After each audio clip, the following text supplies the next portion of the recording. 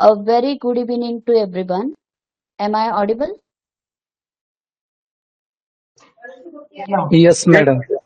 Yes, madam. You are audible. Okay. So, a very good evening to everyone. Greetings of the evening to you all. A warm and cheerful welcome to each one of you to the ATAL AICT Training and Learning sponsored 6 days online faculty development program on design thinking and innovation organized by Department of Mechanical Engineering of Sant Gajanan Maharaj College of Engineering, Mahagaon. It is indeed an honor and privilege to introduce today's our esteemed speaker, Dr. Prashant Pawar sir, on behalf of Sant Gajanan Maharaj College of Engineering, I heartily welcome today's our esteemed speaker, Dr. Prashant Pawar sir. Welcome, sir. So, as we'll speak about our today's esteemed speaker, let me introduce with you about his achievements. So, sir has completed his MTech in structural engineering from IIT Guwahati and PhD in aerospace engineering from IISc from Konkuk University, South Korea. Sir is having 15 years of teaching experience in the dynamics and management related courses.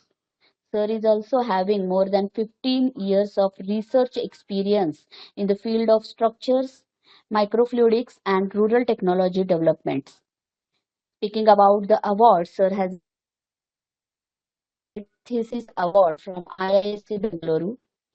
Also, he has received Young Grant from DST.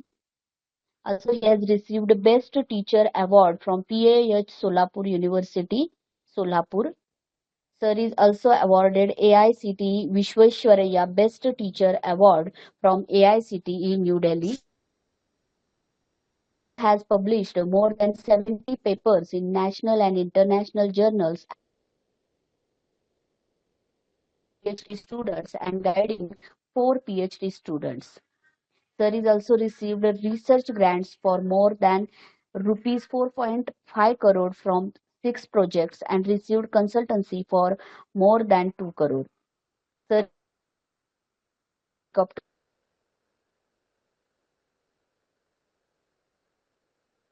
society.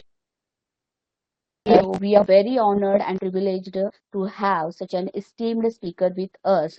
So topic of today's session will be design thinking tools for product development. So again, I welcome all the participants, our guests, and now I'll request our guest to start the session. Over to you, Dr. Prashant Pawar, sir. Good evening, all. Just give me feedback whether I'm clearly audible. Otherwise, I will have to change internet or something. Setting part. Hello. Yes. Okay. Okay. Thank you. So let me share my entire screen. And now let's check.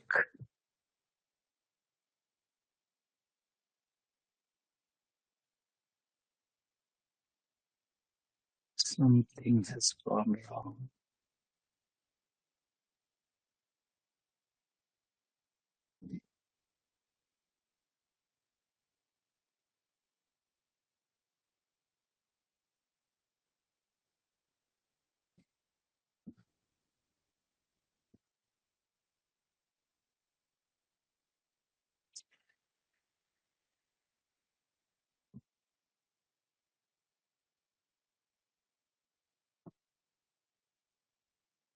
Okay. Can you give feedback whether my screen is visible? Yes, sir. Your screen is Yes, sir. visible. Yes. You are Okay. audible Yes, also. sir. Yes, sir. Your Good screen is evening. visible. Sorry for slight delay as I was traveling. There was another drone related workshop going on in Solapur in collaboration with some another college. I was taking the course for use of drones for geography students. So today's our topic is design thinking and its applications, especially in research and even how we can utilize a systematic approach of design thinking. So I guess my time is up to 7:30, but as we have delayed, maybe we can extend another 15 minutes if required. So let's start with uh, what is, before we start, what is design thinking? Well, let's understand when to use design thinking, or why to use design thinking. So if you see when there are complex problems, complex challenges, uh, in that case, in that situation, we will not able to like use the design thinking uh, directly. So we have to understand it's a complexity involved with human connection. So, like when we don't understand completely problem, when do not have good solution in hand, and when it is connected with human behavior, emotions, and habits, and in that situation, we have to use this problem. And when we are facing the human-centered challenge, at that time, this problem works nicely. And so, if we see when we should not use, when don't use the in when processes are not open-ended. So, if we want to understand, uh, I can give you example. So, what is the example of using design thinking and not using design thinking? For example, if you have a particular house, and when we have to see the arrangements, where we have to see that the how to minimize the fire hazard. So in that case we can think, or vulnerability after fire. So in that case we can use design thinking. But suppose there is a fire going on, we cannot use design thinking. That's what we have to understand. In what situation? That is, when situation is hostile, when territory is hostile, everyone want like a specific plan and results. In that situation, we cannot use the design thinking. So when design thinking is there, we have to think our earlier understanding. So that's why we have to do some kind of paradigm shift. We have to this design thinking, design to design thinking approach. When we enter, we have to start changing the kind of um, terminologies. So earlier, when we were using, we have to do some kind of planning. So now, instead of using word planning, we have to use the portfolio. So instead of using theory, we have to use practice. So that means, instead of giving uh, mm, our attention or our efforts on theory part, we have to give more uh, attention towards practice part. Then instead of using power, we have to use purpose. Instead of using objects, we have to see how we can make the systems. Instead of using structure, agility in the sense we will have to be adaptive. Instead of considering a formal use equation, here you will have to see how we can do the fast learning. And instead of remaining in comfort, we have to have a rebellion, a kind of question asking, uh, that type of approach. So what is like, before we go to the steps, I wish to explain the meaning of what is meant by design thinking and what is meant by design. Usually when design thinking is there, it is linked with human aspect. You'll have to, human centric things are there in design thinking. When design, we say It is mainly like a mechanical type of thing, where diagrams are there, where some kind of approaches are there, when some kind of purposes are there. That's called as a design. And design thinking involves one of the component uh, could be design. Uh, in the design thinking, one of the component could be design. So in the within the design process, 7 steps can be identified. One is define, research, ideate, prototype, select, implement, and learn. So you can see that these steps sometimes could be different. Like some people start with empathy, then after empathy, define. So that approach is also fine. But another approach we can think, there are 3 steps. I will keep this talk little flexible to put it in my experience. If you see, there is a triangle of design thinking. Quickly, I can show you what is mean by that. If we say design thinking in Google, if you see in a images,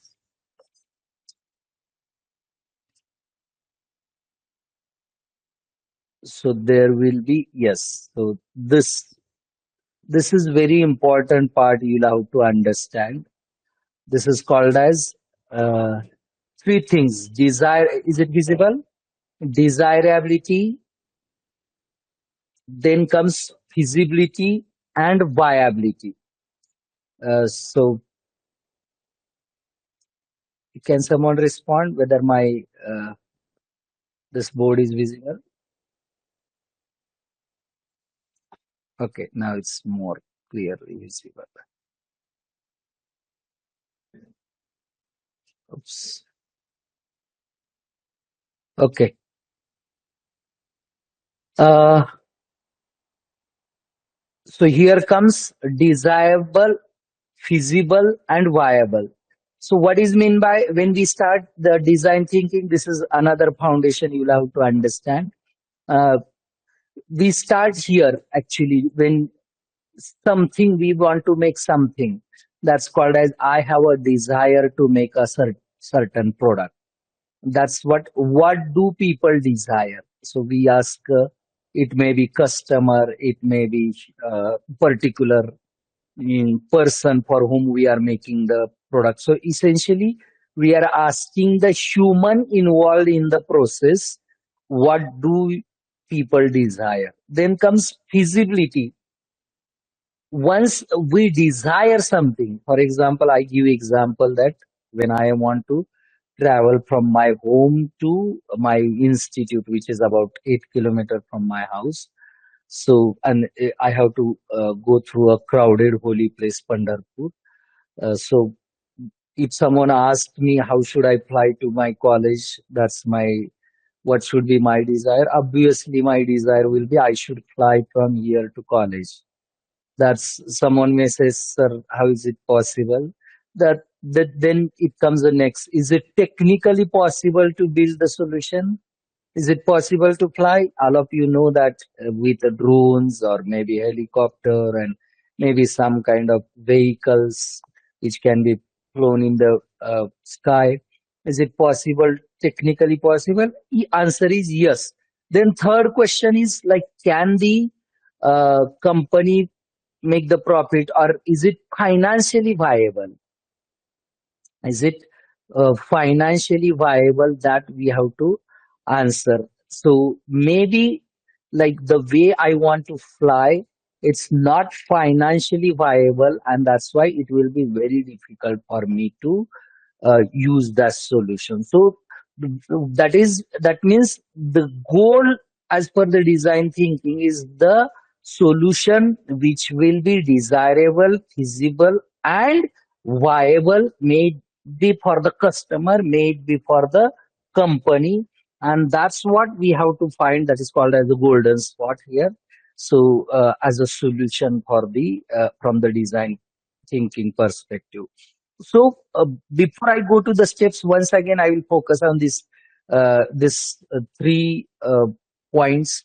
So when we are, so you have to start from desirability, then we have to go to feasibility, and then we have to go to viability. So when we are in desirability mode, we should not stop uh, uh, anyone from the like thinking. So that's where there are some kind of diamond approach we'll have to. There is called as a what we call as a divergent, convergent cycle you'll have to follow. When we are in this thinking mode, desirability mode, you should not restrict yourself from the feasibility or viability perspective.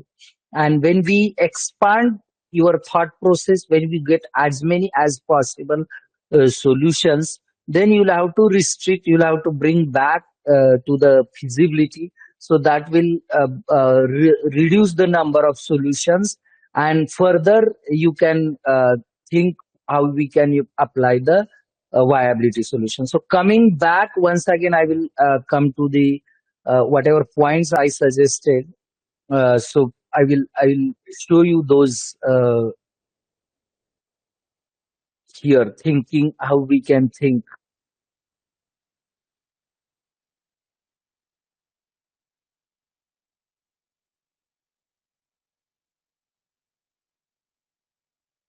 Okay, I was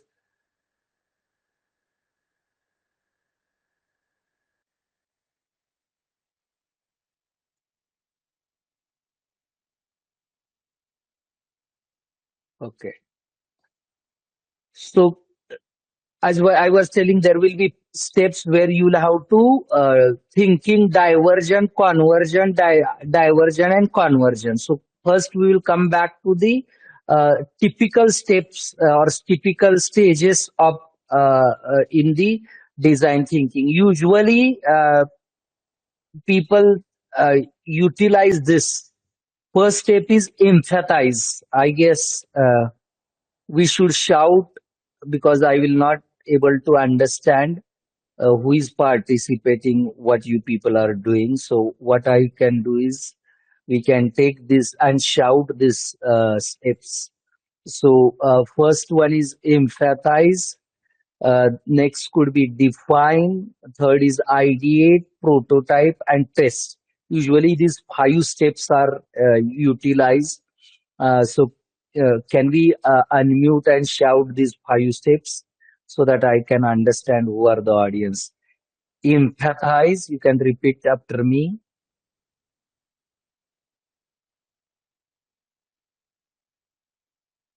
so that I will understand whether I'm audible. We will have connect, because design thinking process, maybe I will stop sharing and then I can see who all are there. I will tell you reason why I'm doing this. So can we have all the audience here? Acha, can organizers unmute? Allow them to unmute?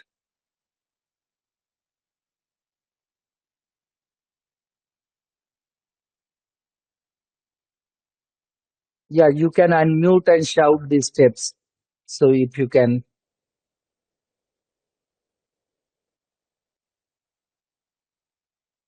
organizers. Acha, let me see if I have.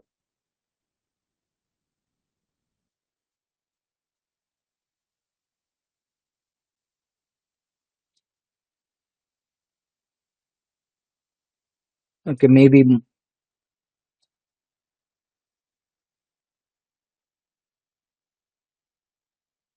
I am co-host. I'm checking if I can do that.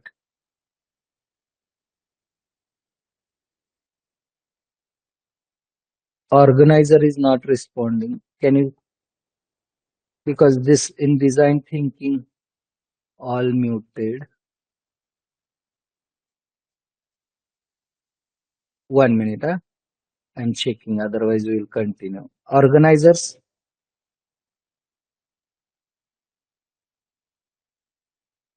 Hello, sir. We are doing it. Wait, 1 minute. You know what I mean? Acha, because unless until this design thinking is supposed to be participative. Okay, okay, sir. Okay. Don't worry about if someone makes noise, you can isolate them and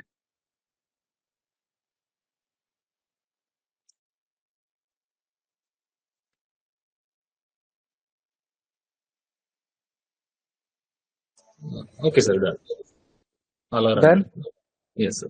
Okay, you can unmute, shout. Let's see how many of you can shout.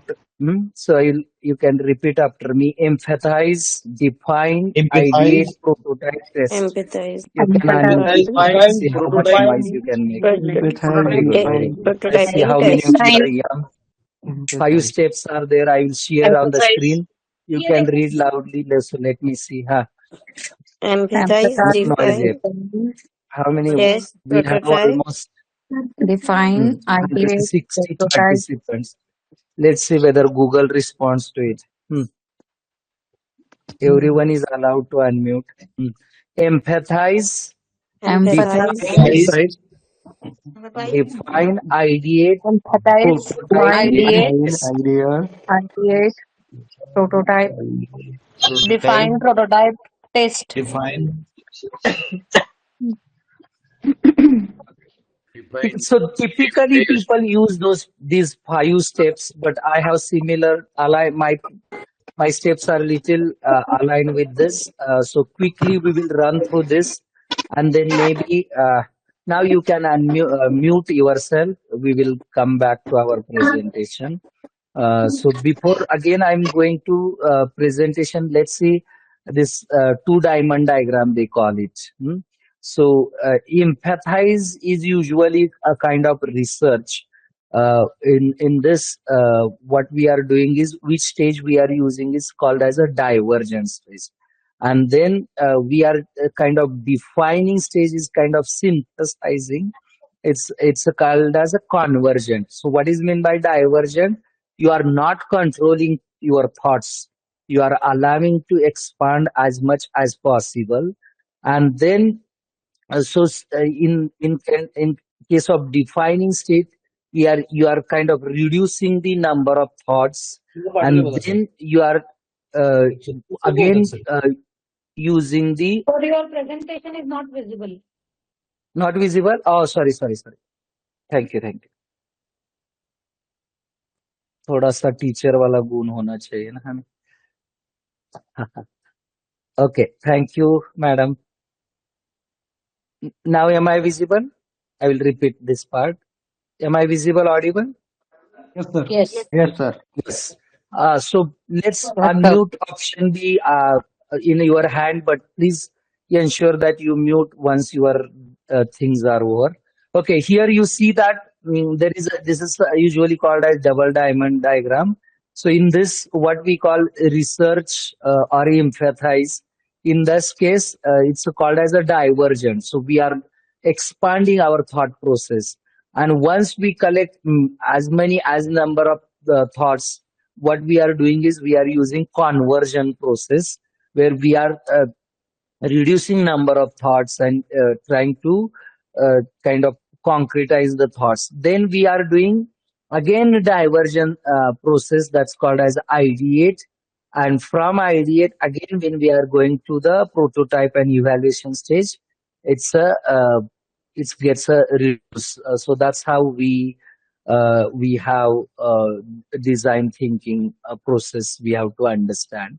Okay, so coming back to the my presentation, if you see this. Okay, the similar steps are here. So quickly, I will run through one by one what to do in each of the stage. So in defined state, what are we doing is we are establishing exactly what is the problem statement and what should we do while defining the problem statement. We have to check ourselves. Do we understand what the client is asking for? Does the client understand what they are asking from? Sometimes not only the person who is setting the problem, he or she himself are not clear. Do you agree the definition and terms? Once we make statement, that should be mutually agreed. and how to write the clear definition. So for example, like there is a product, proposition and value. Let's say if they are not aligned properly, it may look like this. So all these things, what my product will be there, what my proposition, what value it will create, all these things should be aligned. That's what we should give thought about when we are defining the statement. Then, like this is what we were saying: research or empathizing. Empathizing stage, there are two way of doing research. One is primary research and another one is secondary research. What is the primary source of research? Is a feedback generated during learning phase of the project, previously undertaken or similar work we did with client or something like that. And what is meant by secondary research? It is the information obtained from the general secondary source such as the consumer market, research reports, etc. And then I will tell you the steps, what things we should do, etc., when we are going to study the tools. And once we have empathizing, once we have the definition, next step comes as the ideation step. That means creating potential solutions based around the problem statement. As many idea, but we have to do as many uh, ideation we have to do, and as many solutions we can create. We should do that, and in that, what we should check: do you understand the brief? That means whatever solutions I am creating, is it aligned with my problem definition? Do you have sufficient research information? So for creating proper idea or proper ideation, we need to have the linking with your empathy part. Which method will be used for idea generation? So you have to understand what kind of problem is there. Accordingly, you'll have to choose the idea generation stage. And next comes, whatever number of ideas we have generated, we have to reduce these ideas to some level before we go to resolve. It's called as a resolving solution, and that time we have to make prototypes. So we are most of the times, prototype means we sometimes consider it as a physical prototypes. It's not necessary always we have to do the physical prototypes, but sometimes we can make some kind of diagrams, some kind of simulations, some kind of cardboard, some kind. So I'm going to tell you the different ways of doing prototyping. So in the prototyping step, what we should understand, what care we should take is, do all the potential solution require prototyping? What elements will prototype test, and what functionality will the prototype have? So these two are very important. Sometimes, like for example, I have to make a human prototype. So it depends on what is the purpose, what functionality this prototype you have. Suppose I want to make a humanoid, or like how human like robot, then human prototype will be different. Suppose I want to test how blood circulation takes place in human being, that time my human prototype will be different.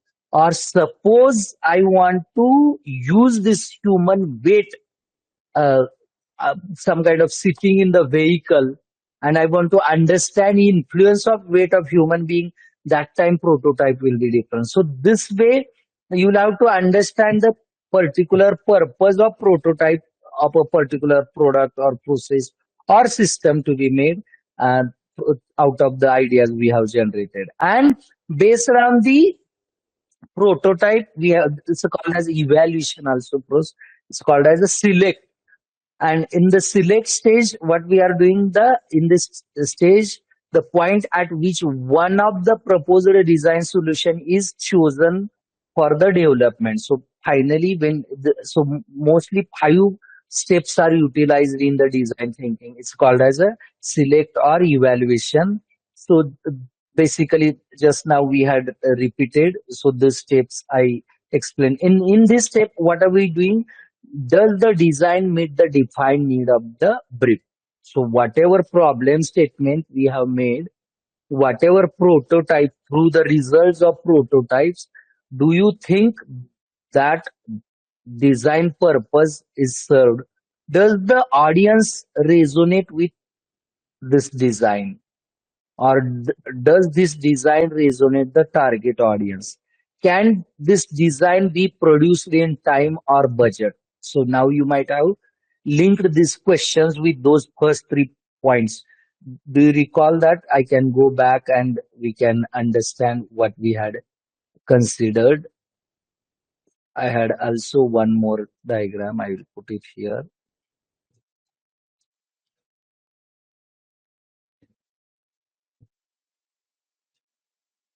Yes.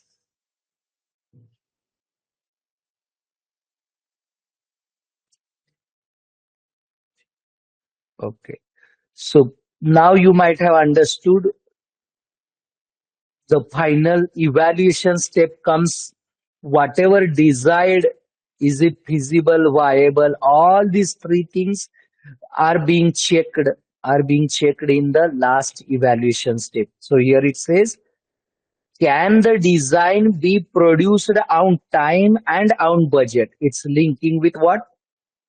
3 word viable.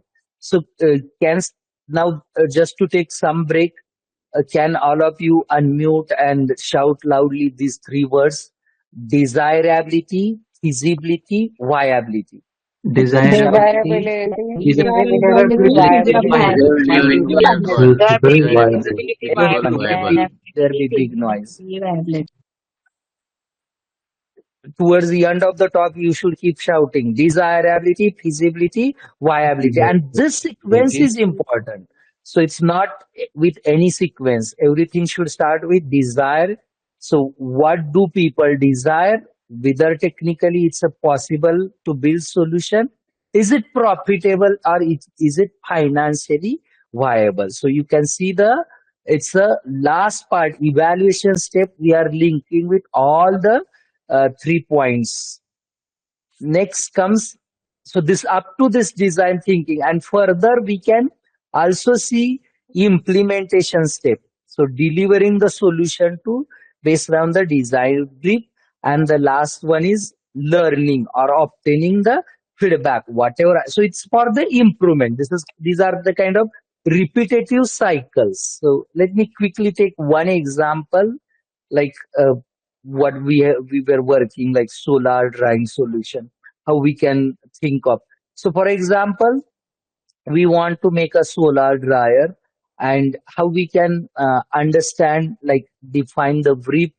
Like for that we can ask why we need solar.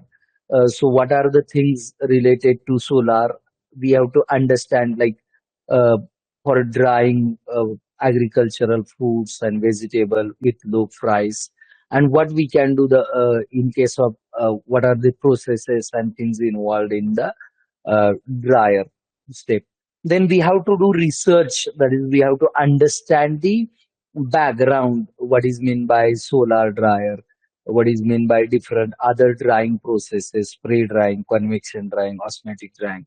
And then once we do that, out of that, why we have chosen the solar dryer, we can do the different ideas. So like what are the different approaches when we shortlist, what are the different approaches of solar drying? It could be direct drying, it could be indirect drying, it could be mixed drying, and in that's how we can think of ideating. And once we ideate, once we understand what are the processes in different things, what are the pre-treatment, etc., in the what are the time required, etc. So from different perspective, when we ideate this step, my laptop got stuck.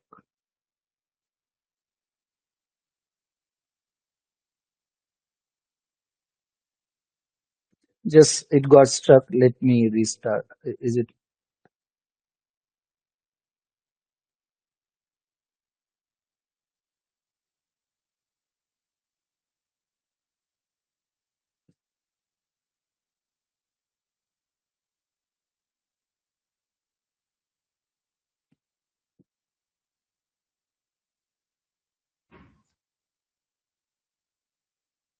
Okay, sorry.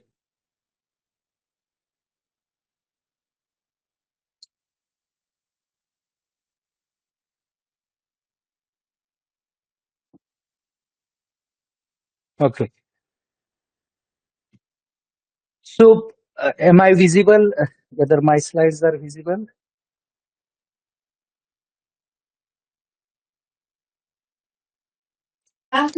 Yes, sir. Okay, thank you. So once again, we can see the ideate stage. We can understand different steps. We can make like out of selected few products, we can make some kind of prototypes, and then we can finally resolve which product can be taken up, and that's how we can then implement it on the ground. So please understand here, when we take a small prototype, here you can see it has been taken to the user and we have to understand their problem, and it's a kind of iterative step.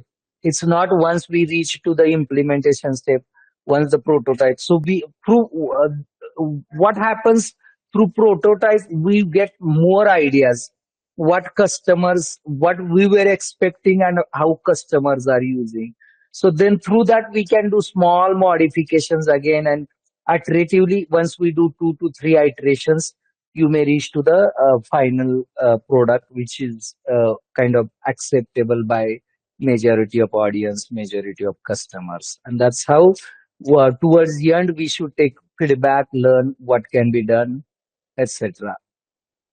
So this was a brief about the design thinking. Now let me spend some time, almost we have 40 minutes. uh, what are the tools? Let me theoretically put here, then if possible, if time permits, we can take some kind of exercise, participative exercise if possible. So what are the different tools for the ideation or uh, in the uh, design tool? In the research stage, these are the few tools for the research stage, or we what we call it as a empathizing. So identifying the driver is the first step. The research stage aim to identify the driver that stimulates the target group, act on a design and barriers that could impede the success of design. So you'll have to think what are the drivers, what are the barriers, what are the stimulators. So what is meant by drivers? Drivers are the knowledge and condition that initiates and support activities for which design was created. And then what are the barriers? Barriers need to be identified during the research stage in order to prevent work from being undertaken. So what will create hurdles? Those are like a barriers. And what is mean by stimulation? It's a action of an agent or stimuli on our physical or emotional condition. The presence of stimuli produces the response. So that's how you'll have to think. So this is one way of thinking. Then next, in the research stage, information gathering is there. So in empathize stage, different ways of information gathering. So you usually we say information needs to be organized to create knowledge out of that, and knowledge to decision making wisdom has to be created. And that's why representation of data in a kind of decision making, or the data which will be useful for the decision maker, will be important. And that's why here we can use some kind of statistical surveys, samplings, opinion polls, quantitative market research, paid statistical survey, questionnaires, etc. These are the different tools we can use. And then once we have the data, for example, here we need to represent in various diagrams which will help us to take decision making. For example, here performance versus cost. Suppose there was a earlier similar product, if we consider, so where it stands with reference to cost versus performance. If B product is there, C product is there, and that's how we can do that. Then some kind of Venn diagrams are there. We can plot those. Next comes the idea generation stage. What is the idea generation stage? Just to repeat, once a design brief has been defined and researched, the idea generation or idea stage sees the concept created that may solve the design problem. How we should get the idea, or what are the different ways of getting the idea?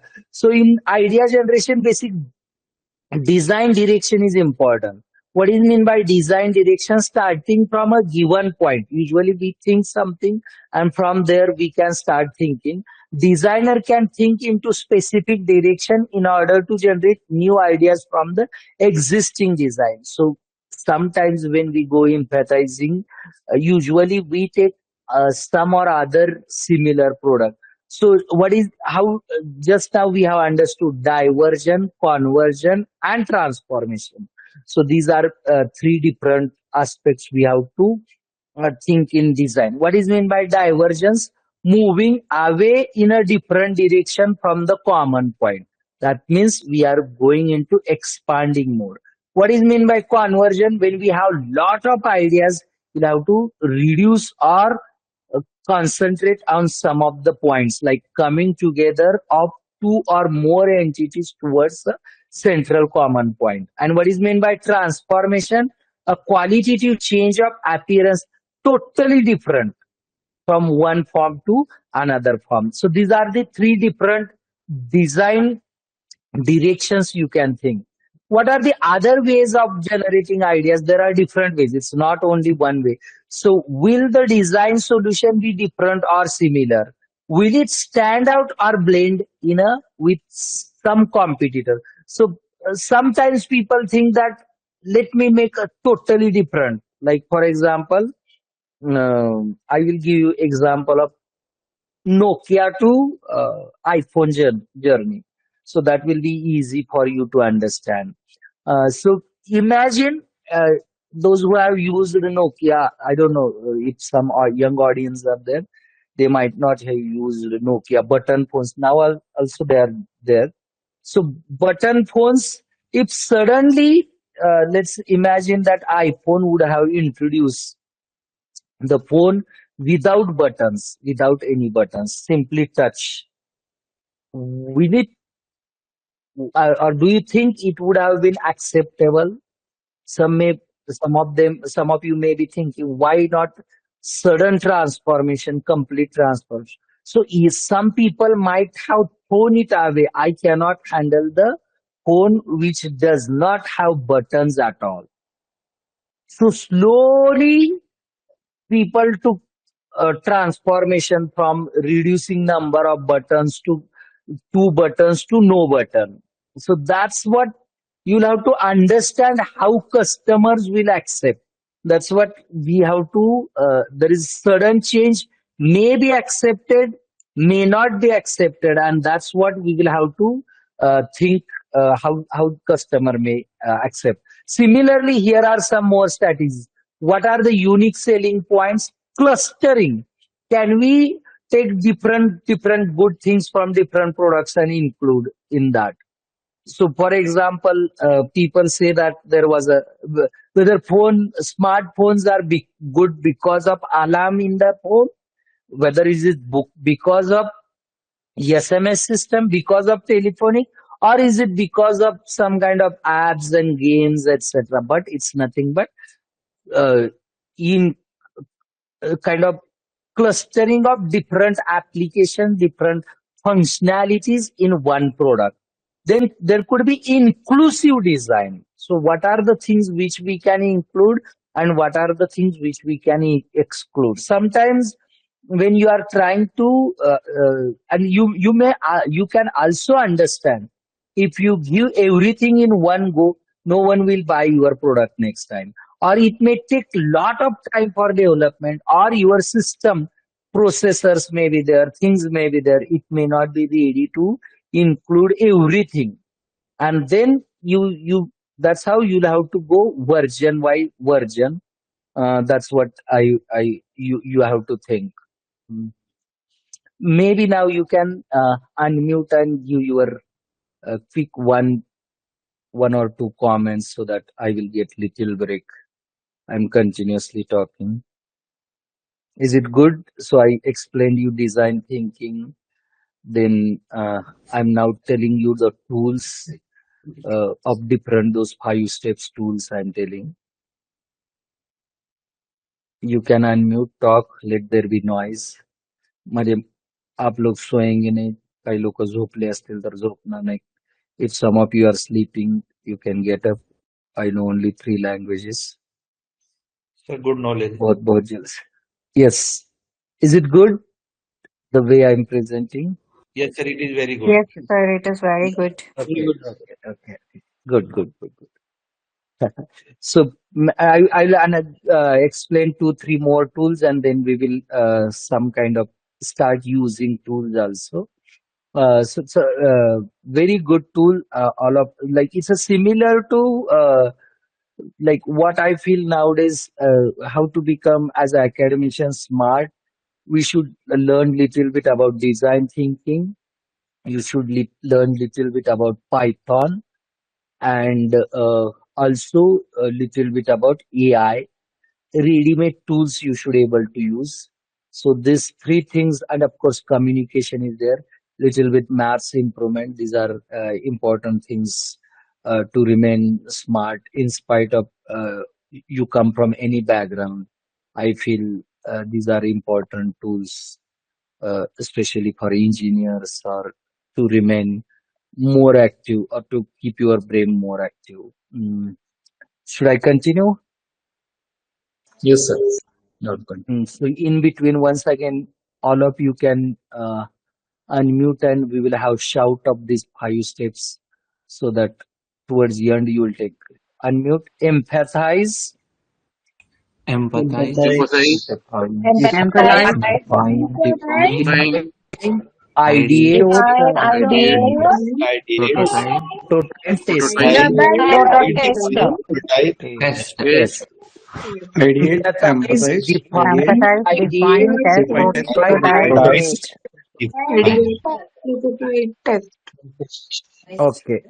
Empathize का मतलब होता है कि दूसरों के shoes क्या बोलते हैं, दूसरों के शूज में पैर डालना, दूसरे क्या सोच रहे हैं उस पे सोचना, वो क्या सोच रहे हैं, उनका क्या प्रॉब्लम है ठीक से समझ में आया तो हम लोग डिफाइन कर सकते हैं.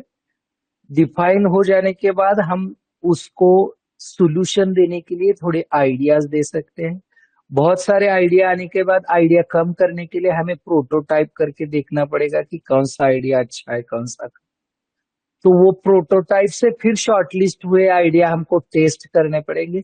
और आप देख सकते हैं ये पूरा 8 की तरह गोल गोल घूमना पड़ेगा जब तक हमारा version 1, version 2, version 3 launch relaunch करना पड़ेगा. That's how. नहीं तो हमारा एज अ टीचर हमारा फाइल लिखा, सोल्यूशन लिखा, खत्म, अब बस हो गया, ऐसा नहीं. It's a kind of iterative improvement process. It's a iterative improvement process. चलो बीच में जब मैं थक जाऊंगा फिर से आपसे ये मैं डिजायरेबिलिटी, फिजिबिलिटी, वायबिलिटी बुलवाऊंगा. Simple exercise. चलो कमिंग बैक, कौन से स्टेप्स हम कर रहे हैं?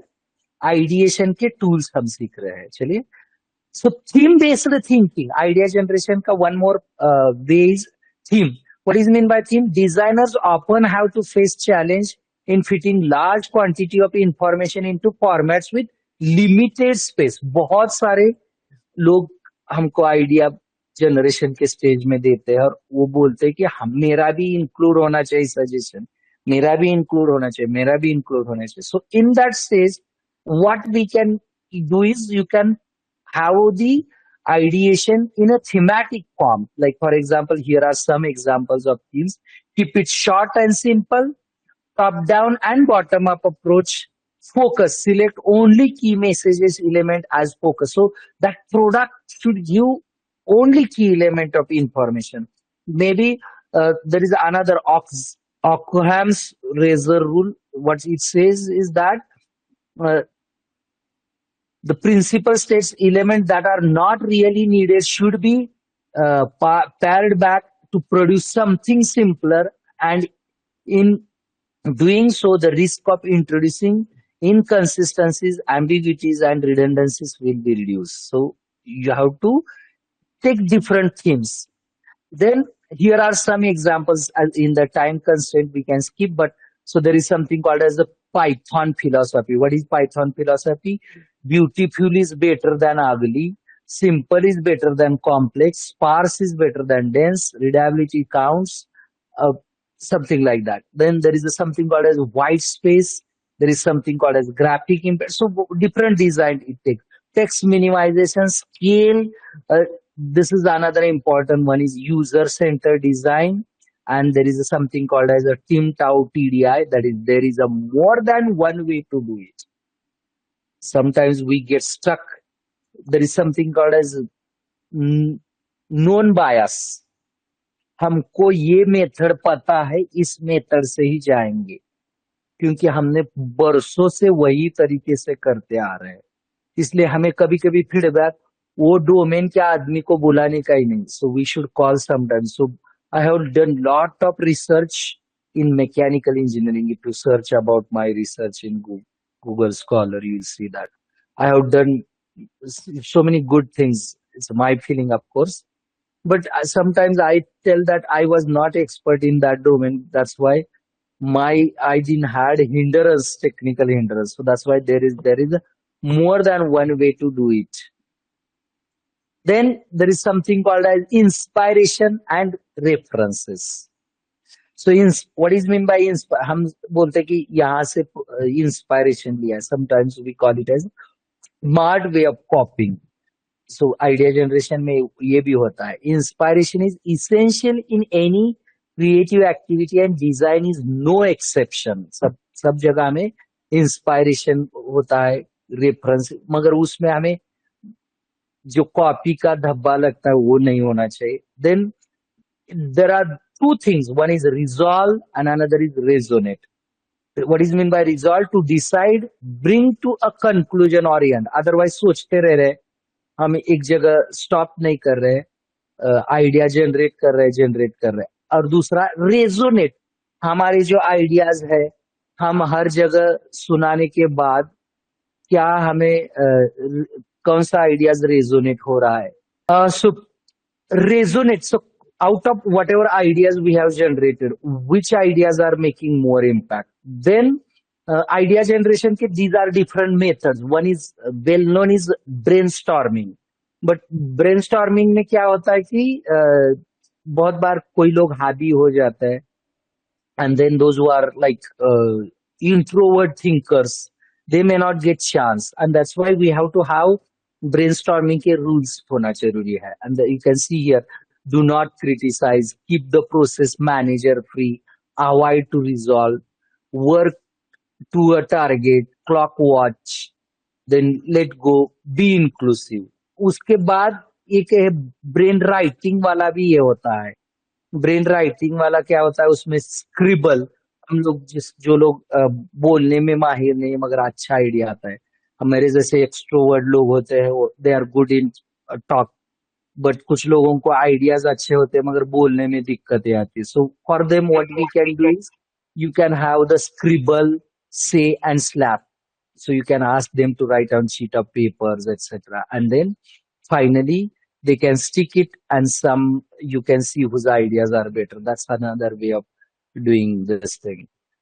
Then you can have the idea, how much value it is creating.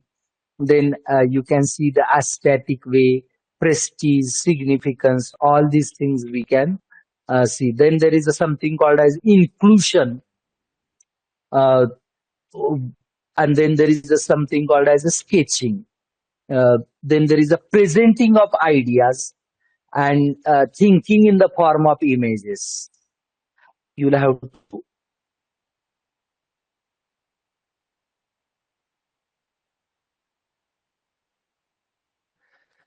so we can present these ideas in some form. And through that also we can get the feedback about ideas. And thinking in the form of images, this is the best way of generating ideas. Then there is something called as appropriation. They're like distortion, paradox, homage. etc. There are different way. This is very important. Whichever is more relevant and important for us, we will, because it's a long talk. I have to reduce. Some ideas could be design centric. Some ideas could be character centric. This, if you see, have you heard the who has designed the Mickey Mouse character?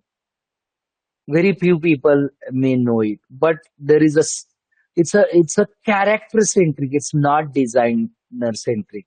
But in what do you call, clothes and ornaments, etc., there are designer centric. Manish Malhotra ka lehenga.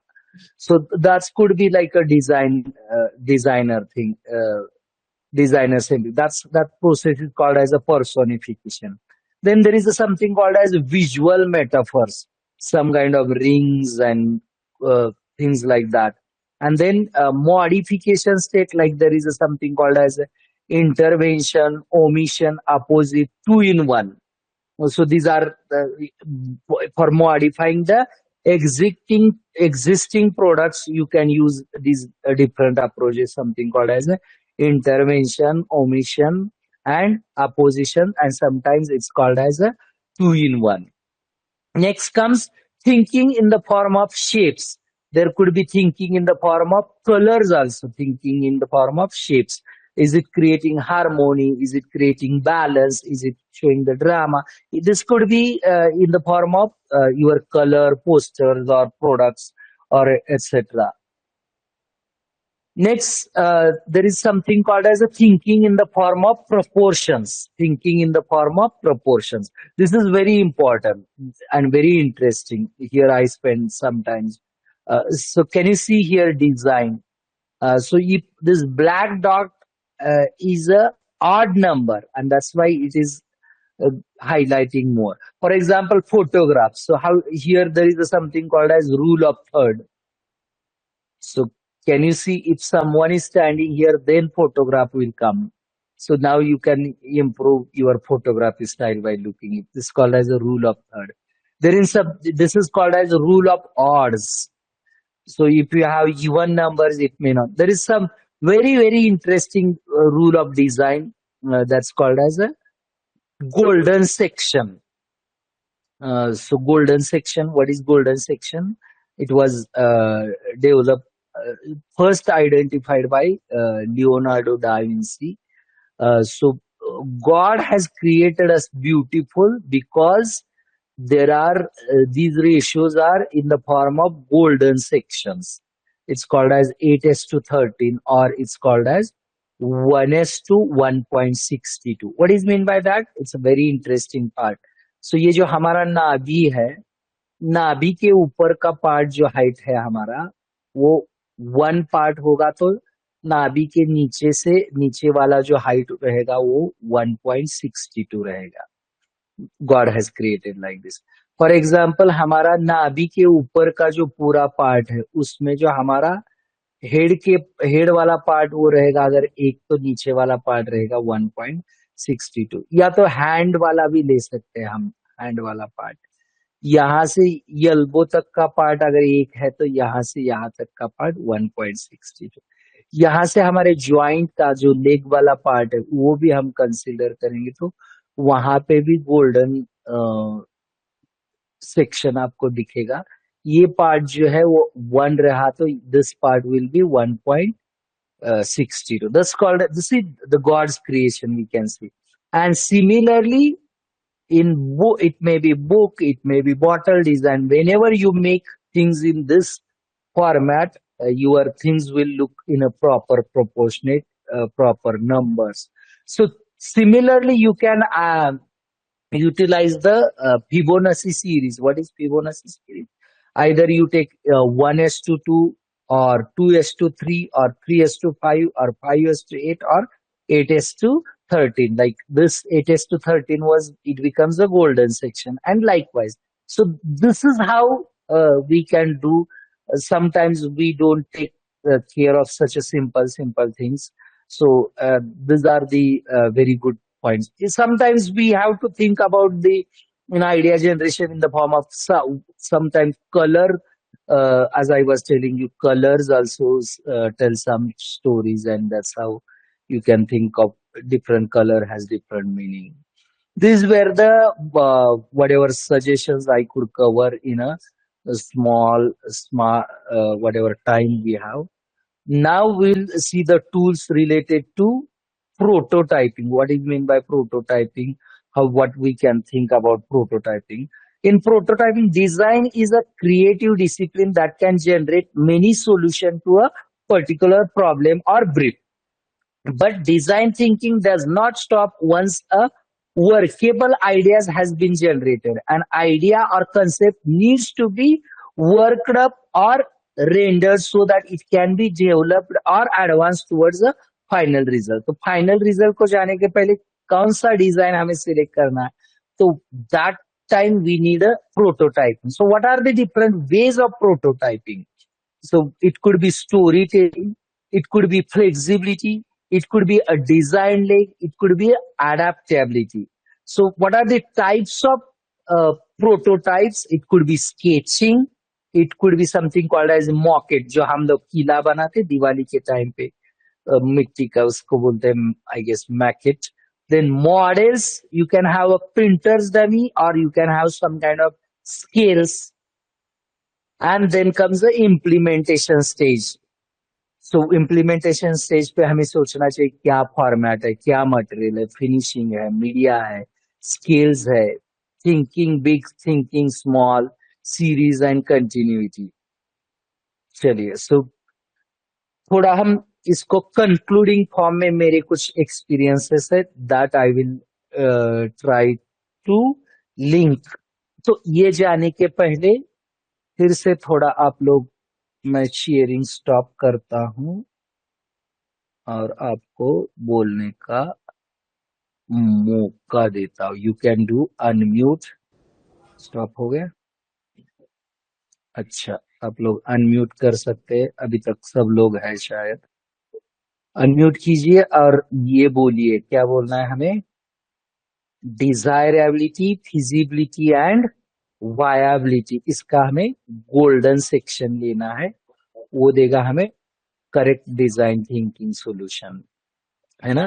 जरा shout कीजिए unmute करके. Desirability, feasibility and viability. visibility, Desirability, desirability, viability. 5 लोग बोले, बोलिए. visibility, 6 desirability, 168 लोग हैं. Desirability, Anil, आपके घर feasibility, का नॉइज मुझे viability. समझ, मुझे थोड़ा सा कोई दिक्कत नहीं है, बोलते रहिए. Feasibility, viability. desirability, आपके पीछे नॉइज Feasibility, है तो ये भी feasibility, सुनिए. Visibility, liability. Very good, very good. लेकिन and कैसे viability. 168 लोग बोलते हैं, थोड़ा आपको भी. Desirability, feasibility, viability. Visibility, feasibility, liability. Viability. Desirability, Desirability, viability. Viability. Feasibility, feasibility, desirability यानी liability. हम क्या डिजायर कर रहे हैं, ह्यूमन एंगल आता है. फिजिबिलिटी यानी टेक्निकल एंगल आता है, और वायबिलिटी यानी फाइनेंशियल एंगल आता है. अब आते हैं हम, आप लोग सब म्यूट कीजिए, then I will come back. हम लोग थोड़ा डिजाइन थिंकिंग और आपसे जोड़ते हैं क्या क्या है, थोड़ा मेरे थॉट्स है, थोड़े पढ़ेंगे हम. Don't ask what, ask why.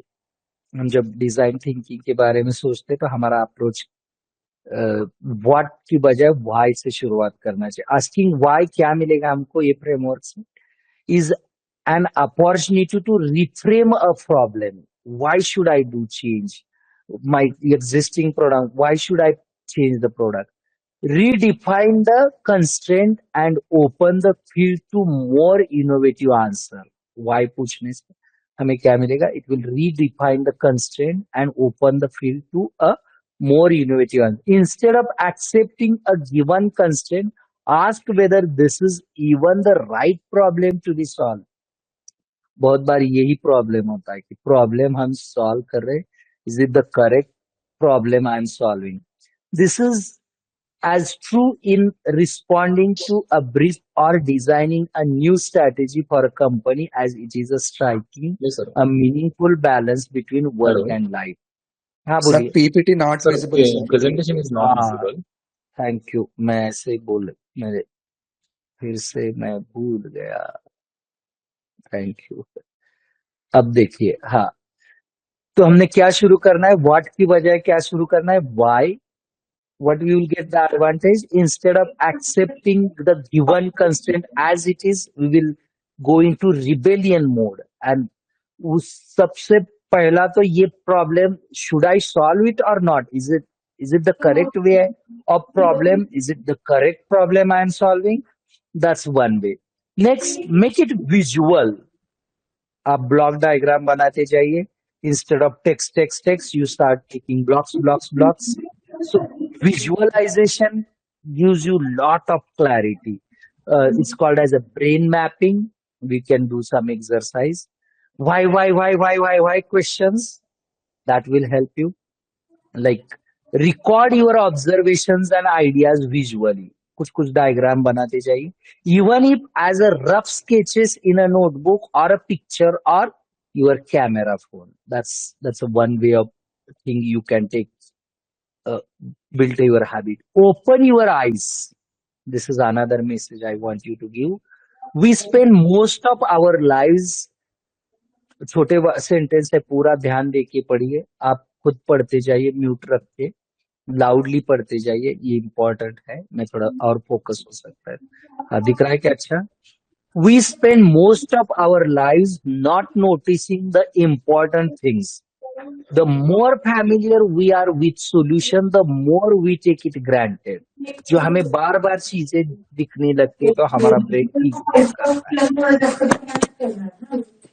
Please mute everyone. Please mute. Innovation begins with I. Please understand. If you want to become a good design thinker, you have to start observing more keenly. That's what innovation begins with I. किसी का mute करना बाकी है, आप करिए. Open your eyes. We spend most of our lives not noticing the important thing. The more familiar we are with situation, the more we take granted. Innovation begins with an I, but I would like to take this one step further. Good design thinkers observe. We have to first start in the design thinking. First is empathizing step, right? So for that we have to observe. The great design thinkers observe the ordinary. कुछ नया चीज नहीं चाहिए observe करने के लिए. Ordinary चीजों को एक्स्ट्राऑर्डिनरी तरीके से देखना है हमें. So make it a rule that at least once a day you will stop and think about ordinary situation. Take a second look at the some action or artifact that you would look at only once or not at all, as if you were a police detective or a crime scene. मतलब क्या करना है? What you have to do is, बहुत सारी चीज, simple चीज है. घर में कोई आपका सोफा सेट हो, या स्विच अप किया हुआ टीवी हो, या कोई तो प्रोडक्ट हो, डॉल हो, फैन हो, उसको ले लो. रोज चीजें हम जिसको इग्नोर करते हैं उसको पुलिस की तरह, क्राइम सीन की तरह देखते, तो आपका ये एक्सरसाइज आपको अच्छा हो जाएगा. That's very important. Next, build out the ideas of others. ये एक थोड़ा पैराग्राफ हम अच्छा सा पढ़ेंगे. Everyone has heard Moore's law and Planck's constant, but we should be suspicious when idea becomes too closely identified with the person who first thought it up. If an idea becomes a piece of private property, it is likely to grow stale and brittle over time. यानी एक किसी का idea मक्तेदारी नहीं करना है. So you'll have to look into that idea, how we can rebel on that idea. चलिए, so next step और एक है, हम towards the end of the talk, what we should do, begin at the beginning. So capacity to create a new unexpected idea, and will use the tools of design thinking as a mean of exploring the strategy. आज आपके ये talk सुनने के बाद क्या करना है, हमें क्या मिलेगा? तो capacity to create new unexpected ideas and will use the tool of design thinking. हमने बहुत सारे क्विकली सीखे हैं. I have shared the PDF, आप थोड़ा डिटेल में पढ़िए। वो जिस बुक से हमने किया है उसका रेफरेंस भी दिया है। You can get, I guess PDF is available online, you can read that book thoroughly. थोड़ा पिक्चोरियली बुक है, अच्छा है। So next, fail early fail often. बहुत बार हम लोग आजकल तो हमारे बच्चों को बोलते हैं नाइन, कुछ तो हमारे एक हास्य जत्रा बोल के शो है इन इन मराठी, देर इज हास्य जत्रा शो। उसमें there is one parent, I saw they are shouting if their son scored only 99.1%. So why 0.9 they lost? So, and with this expectation of getting 100% mark, expectation of getting more than 99% mark, expectation of getting more than 90 marks, we are afraid of failing. And that's why we should make sure we fail again and again, again and again. And then our, what you call, daring will increase, our strength will increase. That's why fail early, fail often. How rapidly are ideas made tangible so that they can be tested and improved? That's why prototypes will come into picture. Leaders should encourage experimentation and accept that there is a nothing wrong uh, with failure as long as it happens early and becomes a source of learning. These are abstracts taken from very good design thinking book references. So that's why they become, these paragraphs become motivation to me. That's why I have copied here.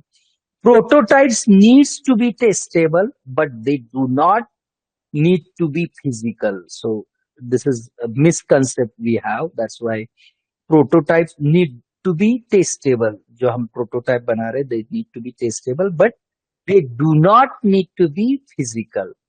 They could be storyboards, scenarios, movies, even improvised acting can produce. Usually, I give robot-related demos in my class.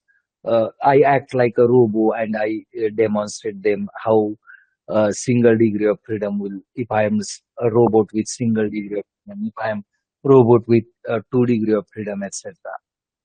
Right? Then next, take a human-centered approach. That's the next important point we have to understand. The human-centered approach of design thinkers can inform a new offering and increase the likelihood of their acceptance by connecting them to existing behaviors. Asking the right kind of questions often determines the success of new product. हम डरते हैं, हमें लगता है कि ये सवाल पूछने से ये चीज अगर उजागर हो जाएंगी. If I ask certain questions, this may expose in a negative sense to my product, my code, my write-up, my paper, etc. That's why we are afraid of harsh questions. We are afraid of facing to the audience, harsh audience. That's we are not ready to go to the stakeholders. Does it meet to the need of the target population? Does it create meaning to all the as well as values? Next comes get professional help. सारी चीजें हमें नहीं आएंगी. You have to hire people. You have to take help of professionals. So that's another message I want to give. Next, share the inspiration. This is very important. Don't forget your internal network. Connect like-minded folks to leverage their common passion. Leverage insights about consumers to inspire multiple projects. Using digital tool to document your project outcomes. ये बहुत important है. बहुत सारे हमें अच्छे thought आते हैं, हम उसको note नहीं करते. So that is also important part. Next important part is that is related to viability. Budget to the pace of innovation. Design thinking is fast-paced, unruly, disruptive, and it is important to resist the temptation to slow it down by relying on the cumbersome budgeting cycles or bureaucratic reporting procedures. यानी design thinking में कुछ अच्छा idea है, fast लेके जा रहा है, तो you may need extra budget. That's the point we have to understand. Blend big, small projects together. This is another good thing. Diversify your asset, manage the diversified portfolio of innovation that sketches from shorter term to incremental ideas. Research में भी हम ये कर सकते हैं. अभी हम लोग ड्रोन के लिए सॉफ्टवेयर बना रहे. I have a big project from government of Maharashtra, about 33 crore project with IIT Bombay and VZTI. In that, we have decided to make a competitive drone image processing related software. So we have dissected the small projects, and now we got success into 7 to 8 projects. Now we are trying to combine.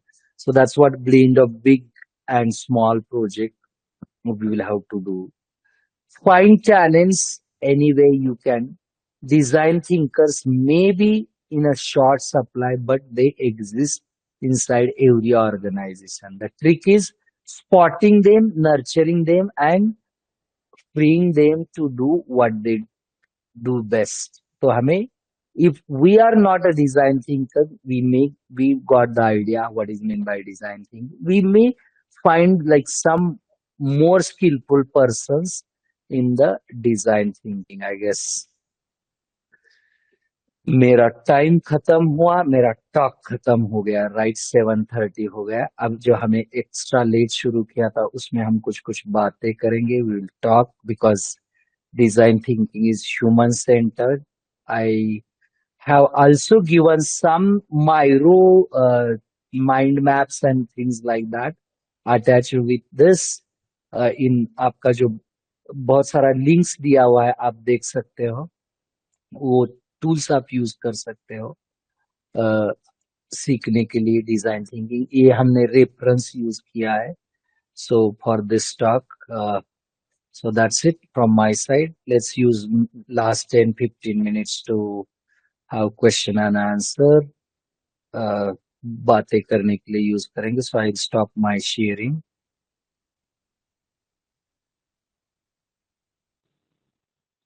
Thank you so much, sir. If participants are having any doubts and queries, then feel free to ask.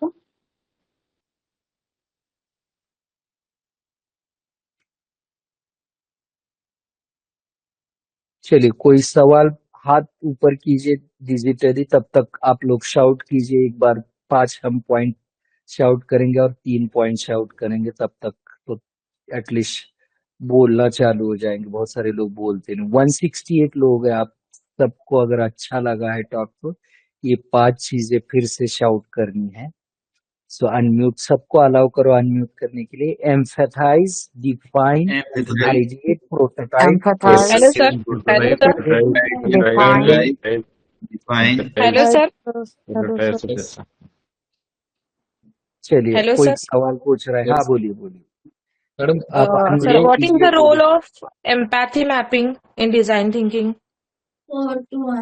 अच्छा, चलिए, तो आपको बताते what is mean by empathy. Empathy is in the way in research we are doing the some kind of literature survey.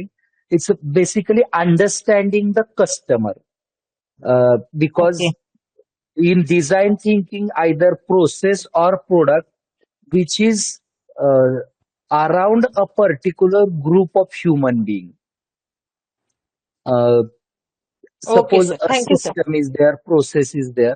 So if we have to develop a particular, let's say remote, you have to you are applying design thinking for a developing some kind of TV remote. So in a empathy stage, what you can do is remote is not a new product which is not seen by any other viewers. So what you can ask, you can create some kind of questionnaire. You can ask the users of remote and say, how are you using?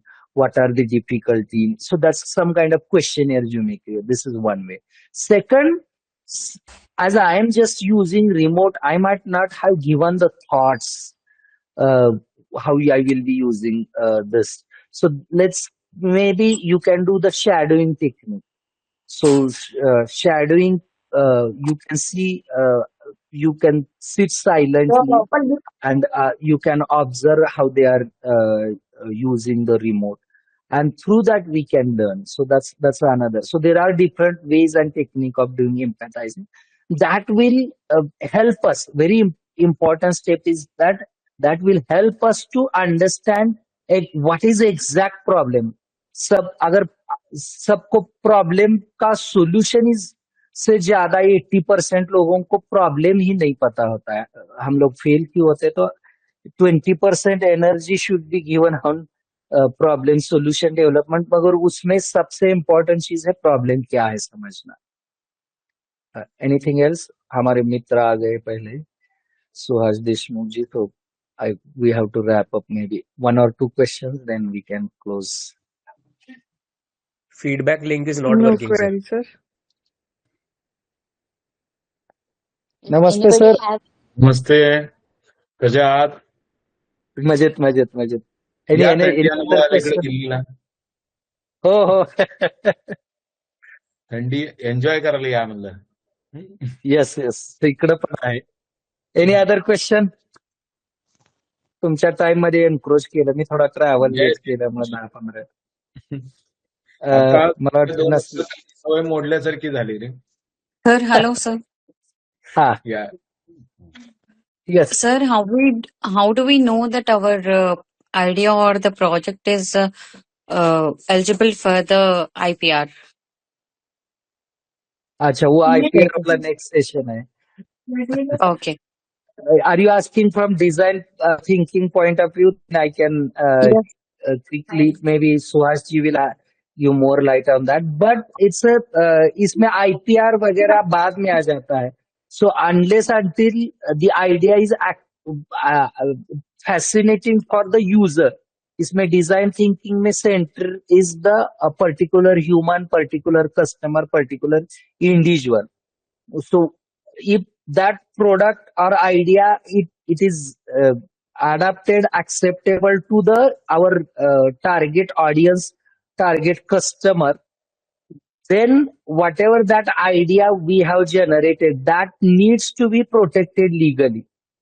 And then we have to check, once the idea is acceptable, then we have to check that this my idea, my things should not be copied. That's why I have to legally protect it, that idea. But if it is not, like for academic purposes, we can develop several ideas and like the way we are taking out publication. But from the three thumb rules defined, Katie, you might have heard that.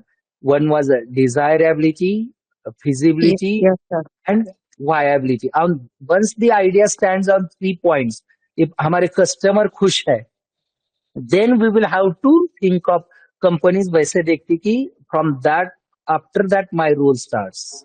Okay, Naresh जी पूछ रहे, आप maybe last question will take and we can close. Sir, Okay, thank you, sir.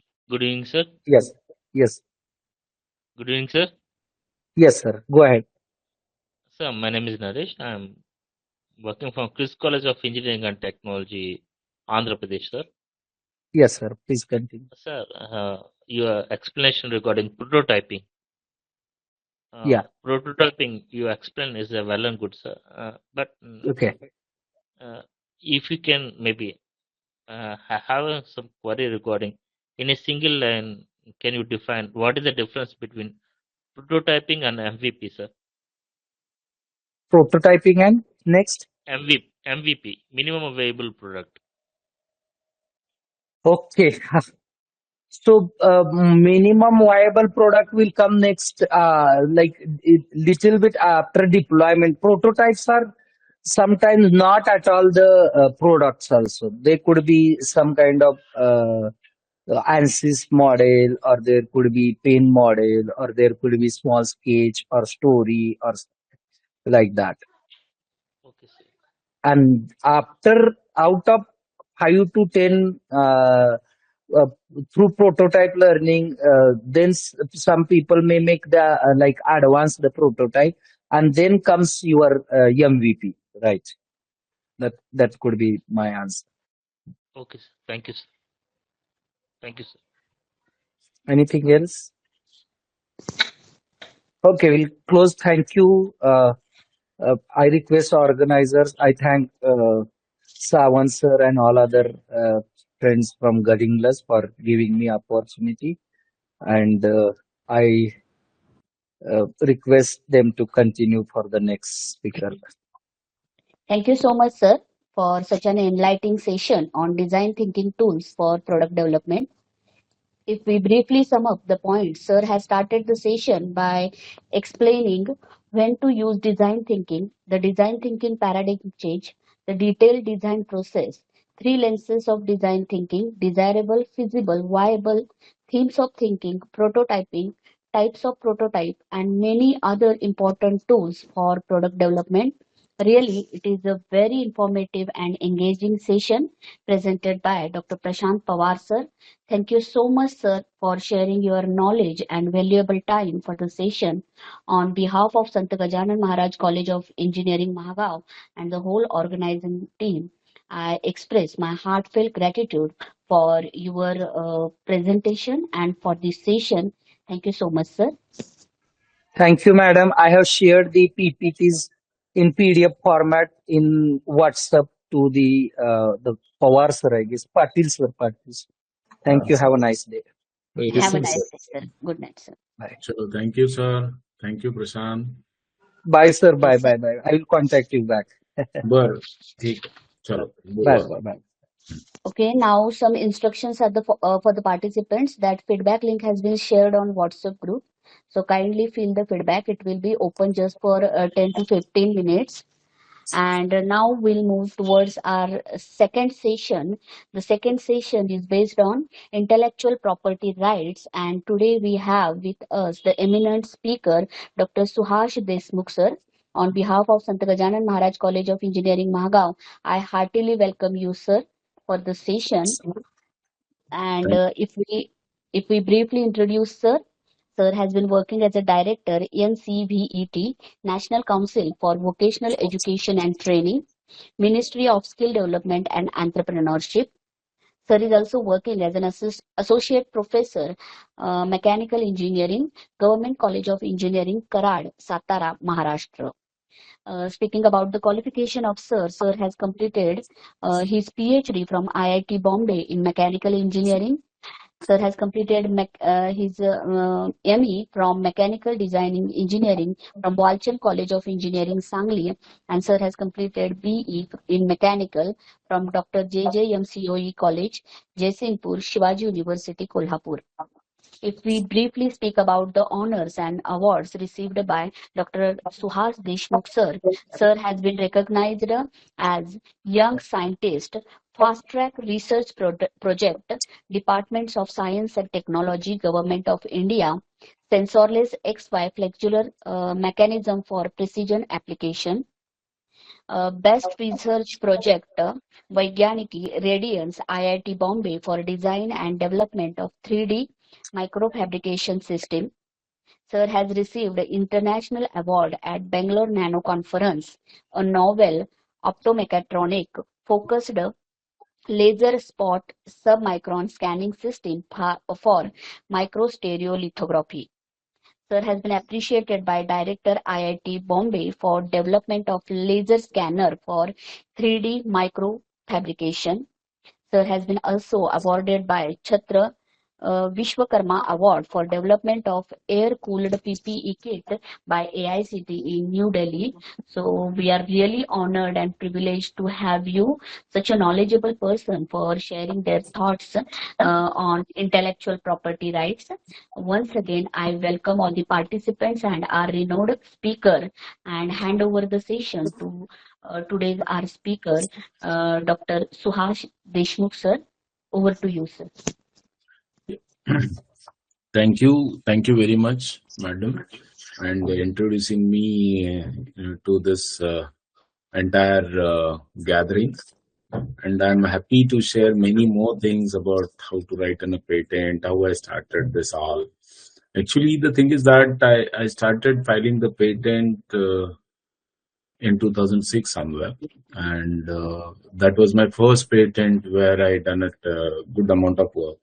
But when I was started filing the patent, means before that I need to do in a lot many activities. Okay. So I read at least more than 100 patents, try to understand the language of it. That we face in a big difficulty. So whenever we go and read any document of patent, you will find an abstract is in a single statement itself, and then comes upon a big difficulty. Are how I can divide this and how can I understand this? What it was innovation? What is that? And this all. But when I gone through 100 patents, I found that one most important thing out of it. So whenever we come up with a new idea, so somewhere some people might have tried it. So that may be a kind of a spiritual thought or whatever you can say it. But if some idea comes to mind, somewhere somebody has done it. And kindly ensure that same kind of an idea is not you're going to not going to pursue it in your activity. So for that purpose, you can use many sources like a patent source is there, Google patent is there, Indian patent search is also there, many more search sources are there. We need to just search that, and based on that, we can identify whether our idea is really changing or something. But my basic talk is not to search or how to file in a patent, but my idea is how can I bring my own idea as a patentable idea. So I put up in a few case studies. We are going to discuss those case studies in more details. Also, what does that mean? IPR means what will be in the future? How can we take up those future ideas, or what will be the typical domains which are typically needed in near future where we need to work at, and which are basically more sellable kind of ideas to be created. I think I am audible sufficiently. Yes, sir. Yes, sir. Yeah. So then I will start with my presentation.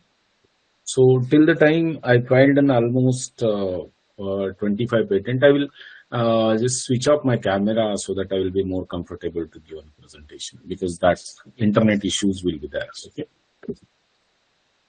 So basically, when we look at what is meant by intellectual property, we had a property defined in two ways. One is physical property and another is a virtual property or intellectual property. One is physical properties. There is you have in a car, you have in a land, you have in a flat. This which can you get in a feel of it physically. Whenever we want to purchase that property, we go to the office of that land records. We register our entire land. We pay some money for it, and that is the way it does it. So what was happened when you look it into the back history? People are having their own ideas, but some kind of in some places you can find that many people are going to steal somebody's ideas, and they are going to commercialize it, and then that person is not getting an appropriate benefit. For that purpose, before 100 and 150, US had created one law which we need in that was the need, that we need to have in a certain thing which should give a protection to such intellectual people, and that's what that law came into the existence in US and UK and that European Union and kind of things.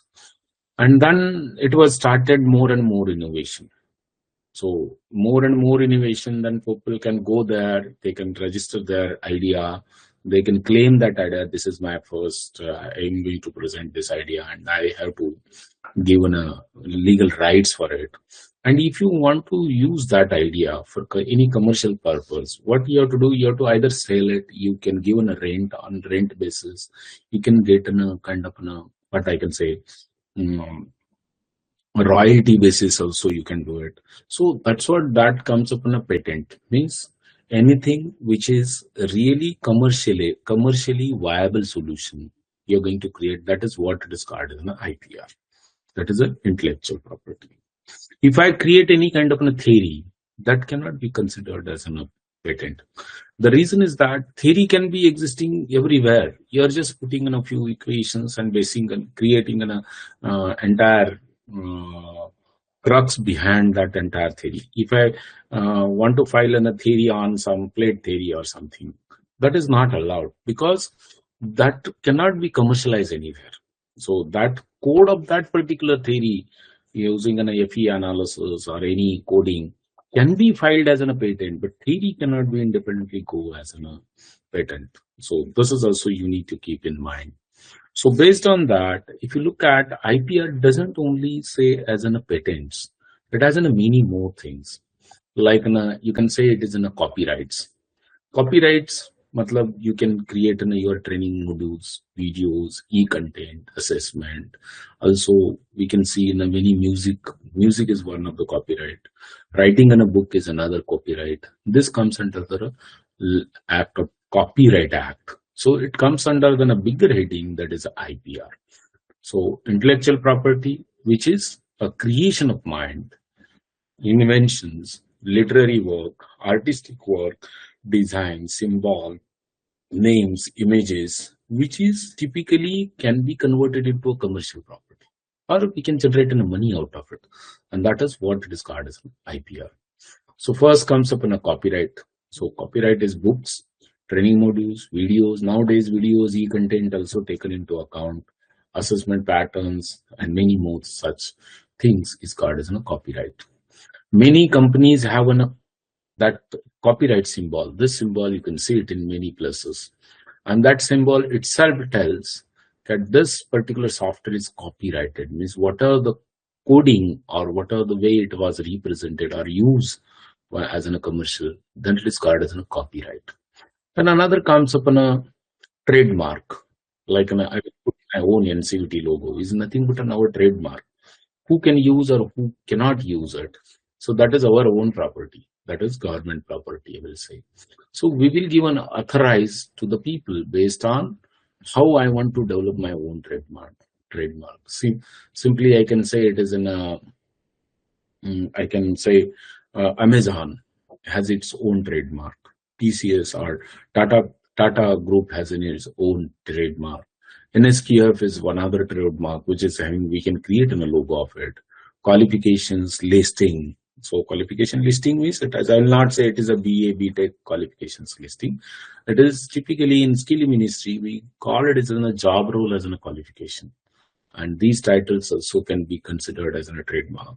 SSC means sector skill councils logos are also called trademarks. So that we can register as a trademark. Then comes upon a patent, which is innovative equipments or innovative systems, called as a training equipment, maybe AR, VR tools, which people have not done till the date.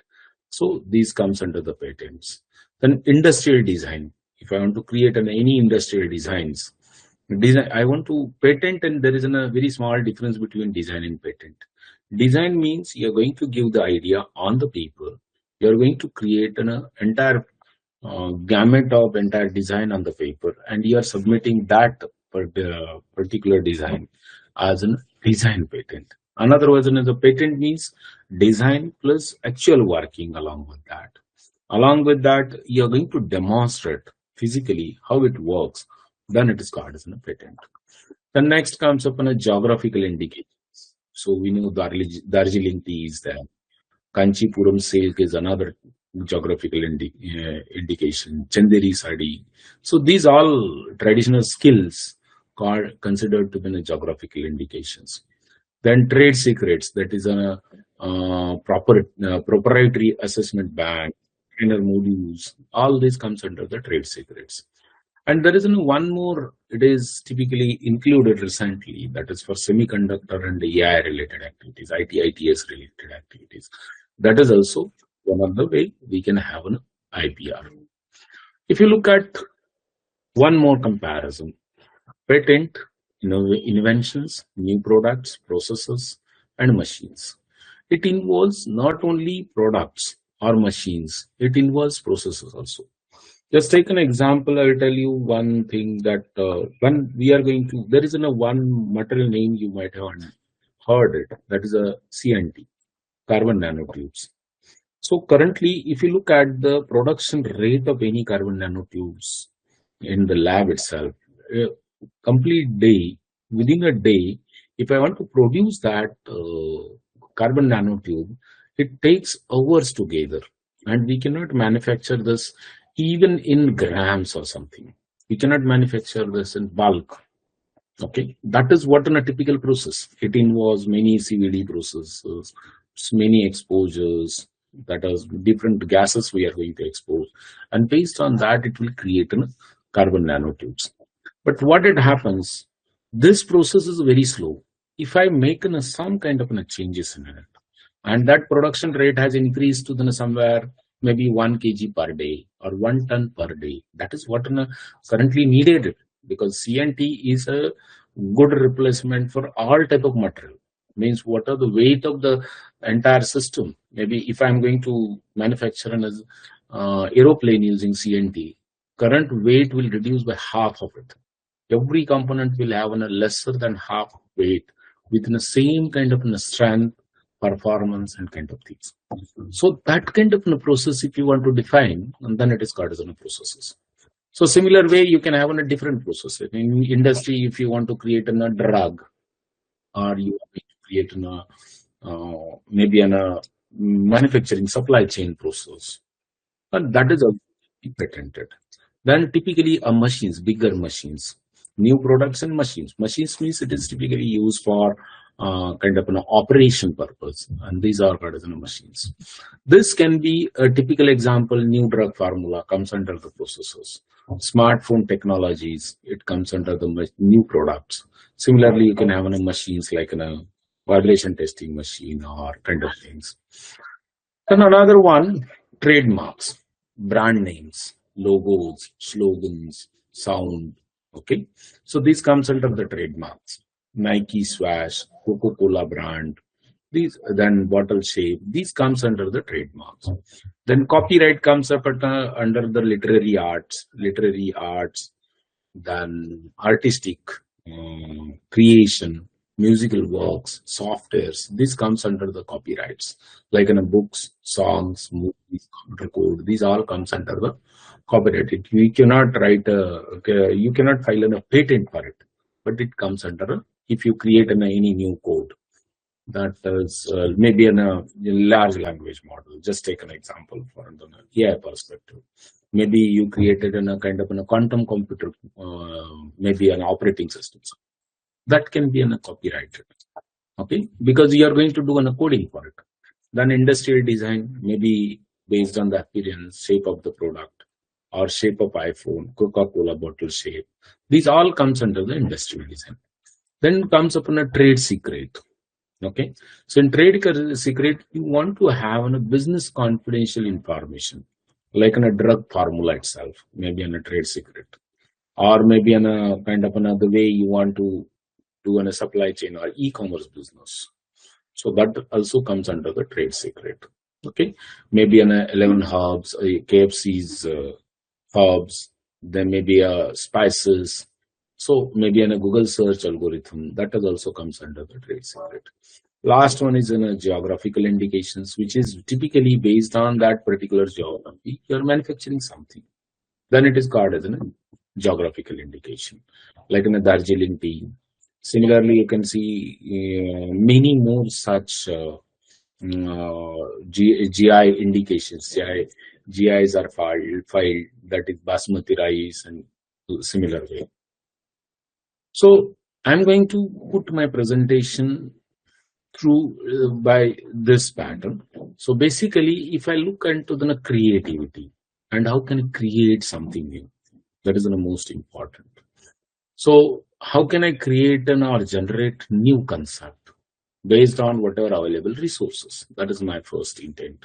For that purpose, I created in certain case studies and what the way you can do it.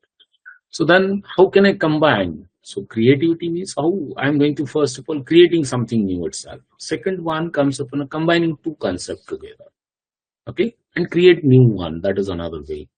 Then based on the current scenario, you can identify the relation between the things, and based on that you can create something. That is also another way. You can do in a practice random words, random thoughts which do not have any kind of relations. Means you can have a sleep patterns, dream sleep, and many more things we can do it. Okay, so whenever we are going to have a kind of a creativity, it needs typically a kind of a randomness. It should not be typically a structured type of a thought process. It should be a kind of an out of box thinking that will come when you are going to compare many more things together. If I go into the depth of it, any idea, I can now compare with another one. I can compare another one like this. Just take an example. There are many engineering institutes in our entire country, maybe 5,000 or 7,000 engineering institutes. Each and every institute doesn't follow the same pattern. If you compare this two, and based on that, you are going to create something new idea. Okay, I can now teach the kids in this fashion, and then they will be more properly groomed.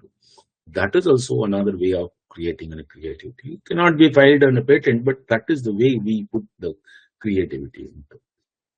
So first of all, I will go to the few case studies first, how I arrived to the certain patents. So altogether, I filed in a 25. I'm not going to explain all this, but few of them I put it here for understanding purpose. And then we'll look at the process of this and how can we look into the patentability and how can we different sections of the patent and what is Indian patent, what is US patent and kind of things. So these are the case studies I'm going to discuss. Though red color indicates these case studies I'm going to discuss. The rest of the case studies I may give an overview, okay, kind of things. So I'll give a brief idea why this idea came into my mind. Helmet, and I will say it is in a smart helmet.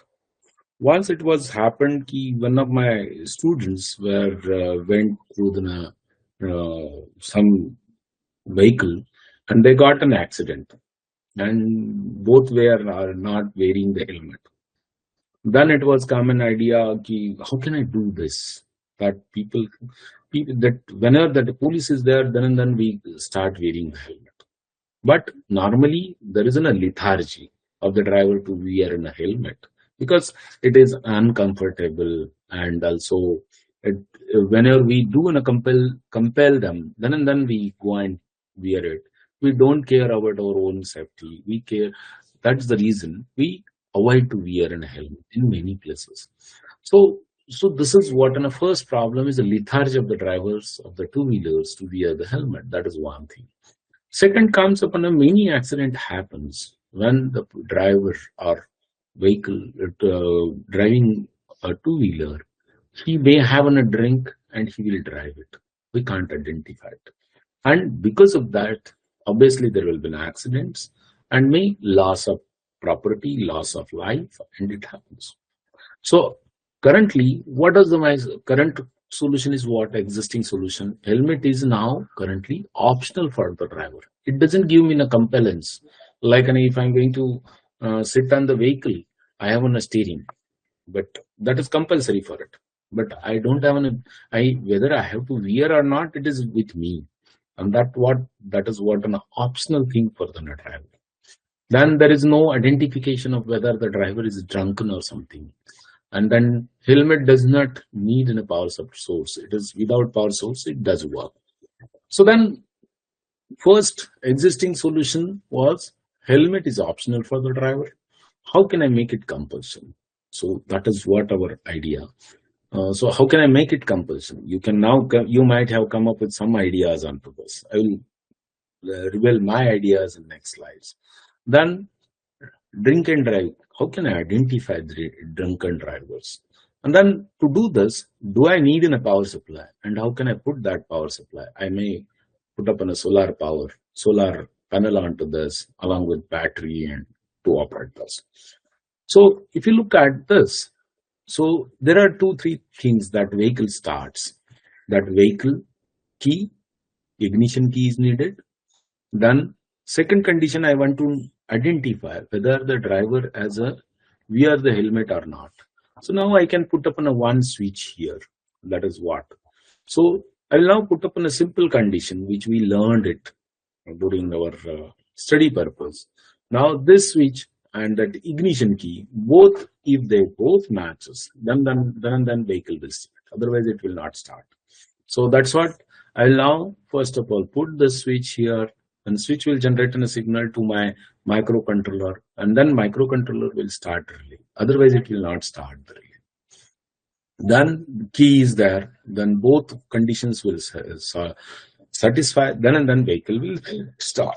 So this is one condition we done it. Similarly, wearing is now comes in a compulsion. If the helmet is not there, it is not weird, then vehicle will not start at all. Another one, I can put up on one simple sensor here, which will detect the alcohol. Okay, and that alcohol, then I can connect with a microcontroller. It will give another relay or something relate to this. Then 1, 2, 3, three conditions, and together these three conditions will now decide whether vehicle to be started or not. So that is what. Another one, if I can't wiring this physically, then it becomes a problem. So that's what I can put up on a wireless. That is a Bluetooth. I can put it. Bluetooth has in a shorter distance, but better connectivity, and that is what a kind of a patentable idea come into the picture. And this is what finally we decided how it will work. On-off switch radar, then solar panel radar to power up, battery will be there. There will be a rechargeable battery, limit switches will be there, Bluetooth will be there, and all this. And then finally we came up with some ideas. The driver want to move it to the right side or left side or something. That arrow mark also we can put up an LED matrix here. I can now decide whether it is going to the right or indicator I can provide, whenever it stops it or breaks it. So that information also comes with available. And this was contributed by two of my good students like Amit Dusan and Mahesh Shewade. Both of them have worked a lot onto this, and they have come up with this entire helmet as a one of the patent. Then next, this idea, when I visited a Sassoon hospital in Pune, then we had many of the discussion with the doctors. See, if you want to file a patent, try to connect with the people like those facing the problems, like an industry people facing the problems. As a teacher, I face a big difficulty that we don't have any problem, and how can I file the patent? That comes into our mind many times. So for that purpose, at least we should know what kind of problems are public facing it as of now. So for that purpose, we need to connect with the people, talk to the people, try to understand what is their issues, and based on that, you provide technical solutions. So this is one of that output of that particular interaction, I will say. So what was happened? There was whenever there is an anesthesia given to any patient, okay, and we want to give a blood to it in critical conditions. When we give a blood, what it happens that doctor they take in a blood bag, and it is kept into the very cold temperature. Okay, and if I use that cold blood directly and infused into the body, there isn't a problem with hypothermia. That patient may die because of that. Another one, if I increase the temperature, the doctor do in a simple practice. They put that blood bag into the hot water bath. That hot water bath is typically having a temperature 55, 60 degree or more than that. But if your blood is having temperature more than 42 degree, there isn't a problem with hemolysis. So obviously, my blood temperature should be, whenever I'm going to infusing into my human patient's body, my temperature range should be 36 degree to something 42 degree or within that range. So that is their requirement. But what is happening? Because of the practice happening in the hospitals, it is not there. So there is no such methodology exist to control the temperature of the blood. And then we used a simple technique, not more anything complicated into this. This is my blood bag. It is my heater. Middle is heater. I put up in a simple oil heater initially, and then later on we remove this liquid heater to the solid heater. Okay.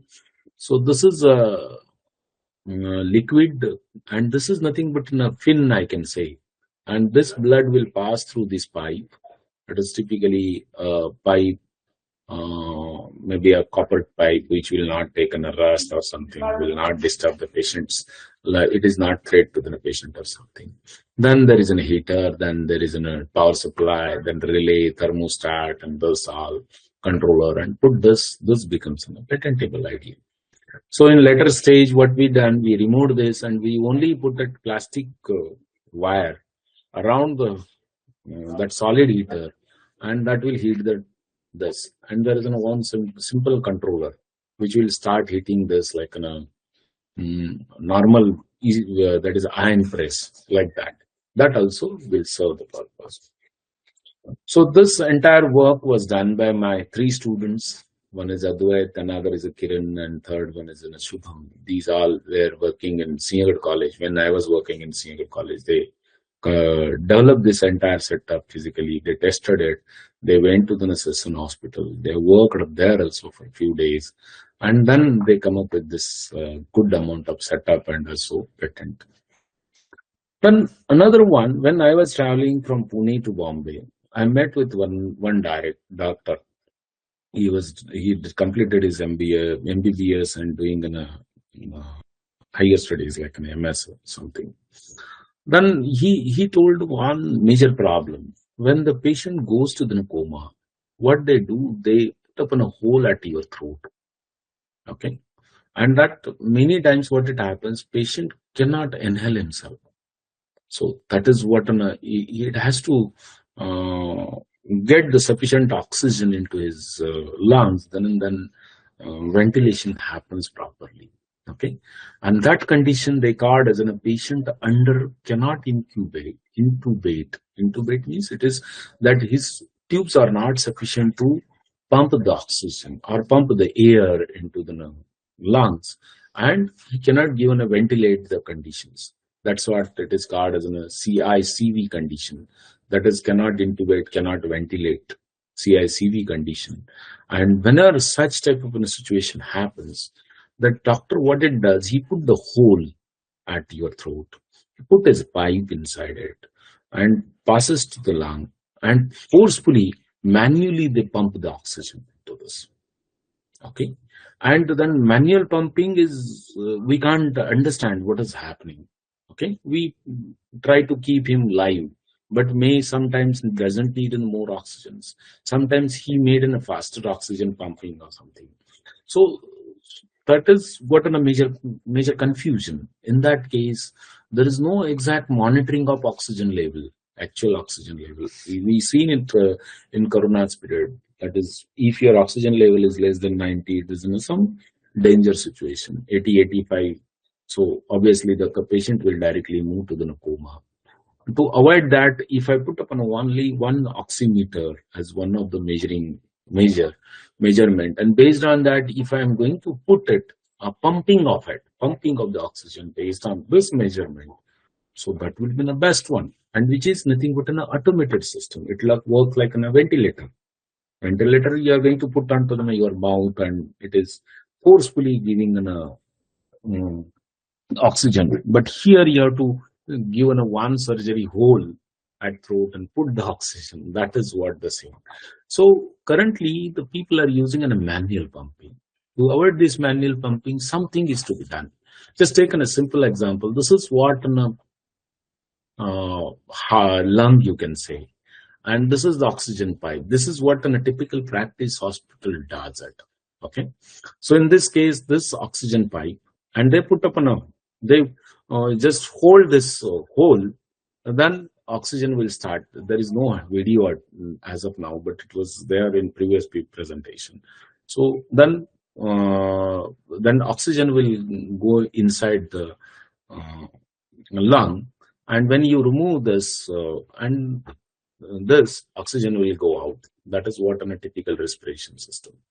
So then what we have done, we have to continuously put on and off kind of an activity. We need to do it here, and this activity will be done manually during operation itself. This particular situation will not be there for an hour or something. It will be only used for the during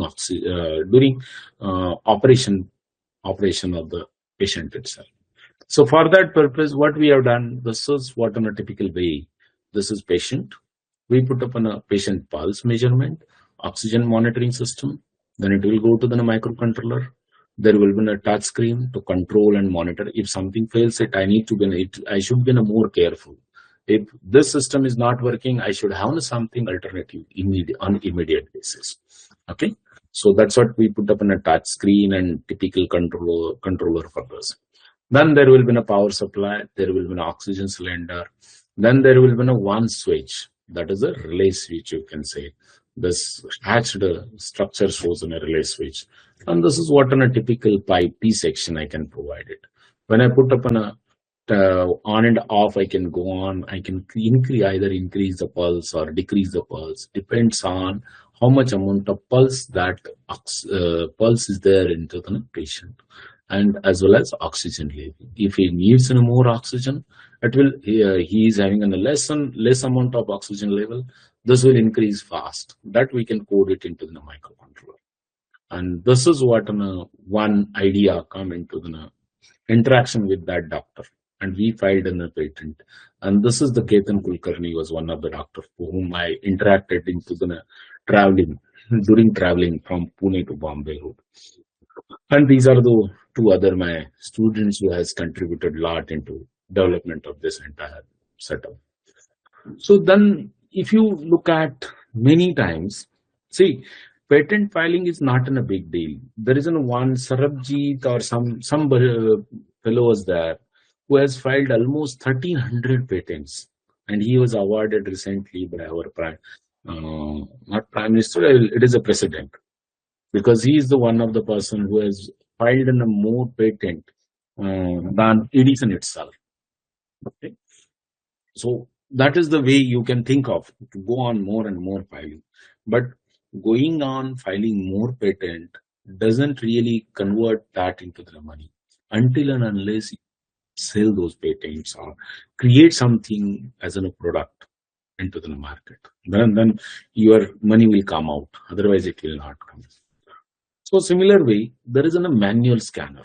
So normally, if you look into any CNC machine or any kind of machine, what it happens, these machines are having an accuracy of 10 microns. I cannot get less than 10 micron. Okay, and typical pitch screw is in a 0.5 mm pitch screw. Okay, and when I want to have a manual accuracy of any system, I cannot get the less than 10 micron. So if I'm going to manually do it, okay, and that is what a difficulty in very precise kind of an operations, where these precise operations will be used. I will tell you the idea. So whenever there is a very microscopic activity you want to do it, in that case you need a precise activity. Like an optical teaser is one of the technology which is typically used for biomedical research. So in that case, you need to manually create a twizzing. Twizzing means it is holding something, tissues, and putting those tissues to somewhere else. And you need a very precise positioning of that twizzer and kind of things. So in that case, it is needed.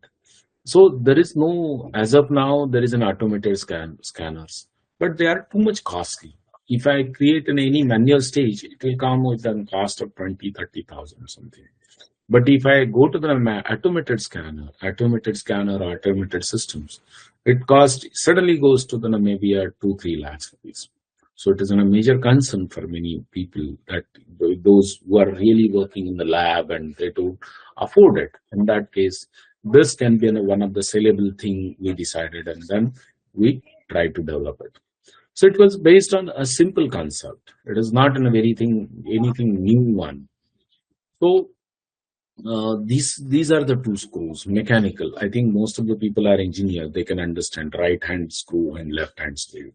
If I put up on a single rod and I put the one side left hand screw, another side right hand screw or something, and I put up on a nut onto this, whenever I'm going to rotate it, they will come together, rotate in one direction and another direction. Then it will come to they come together and then go away.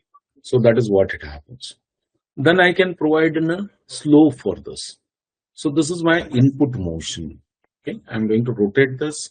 and this is my input motion. Because of that, these two screws come together, okay, and they may move in front of each other and may go away from each other, depending on the direction of the motion. And then I can put up on a one spring loaded kind of an output motion device here, which is rolled, typically put up on a certain rolls, okay, rollers.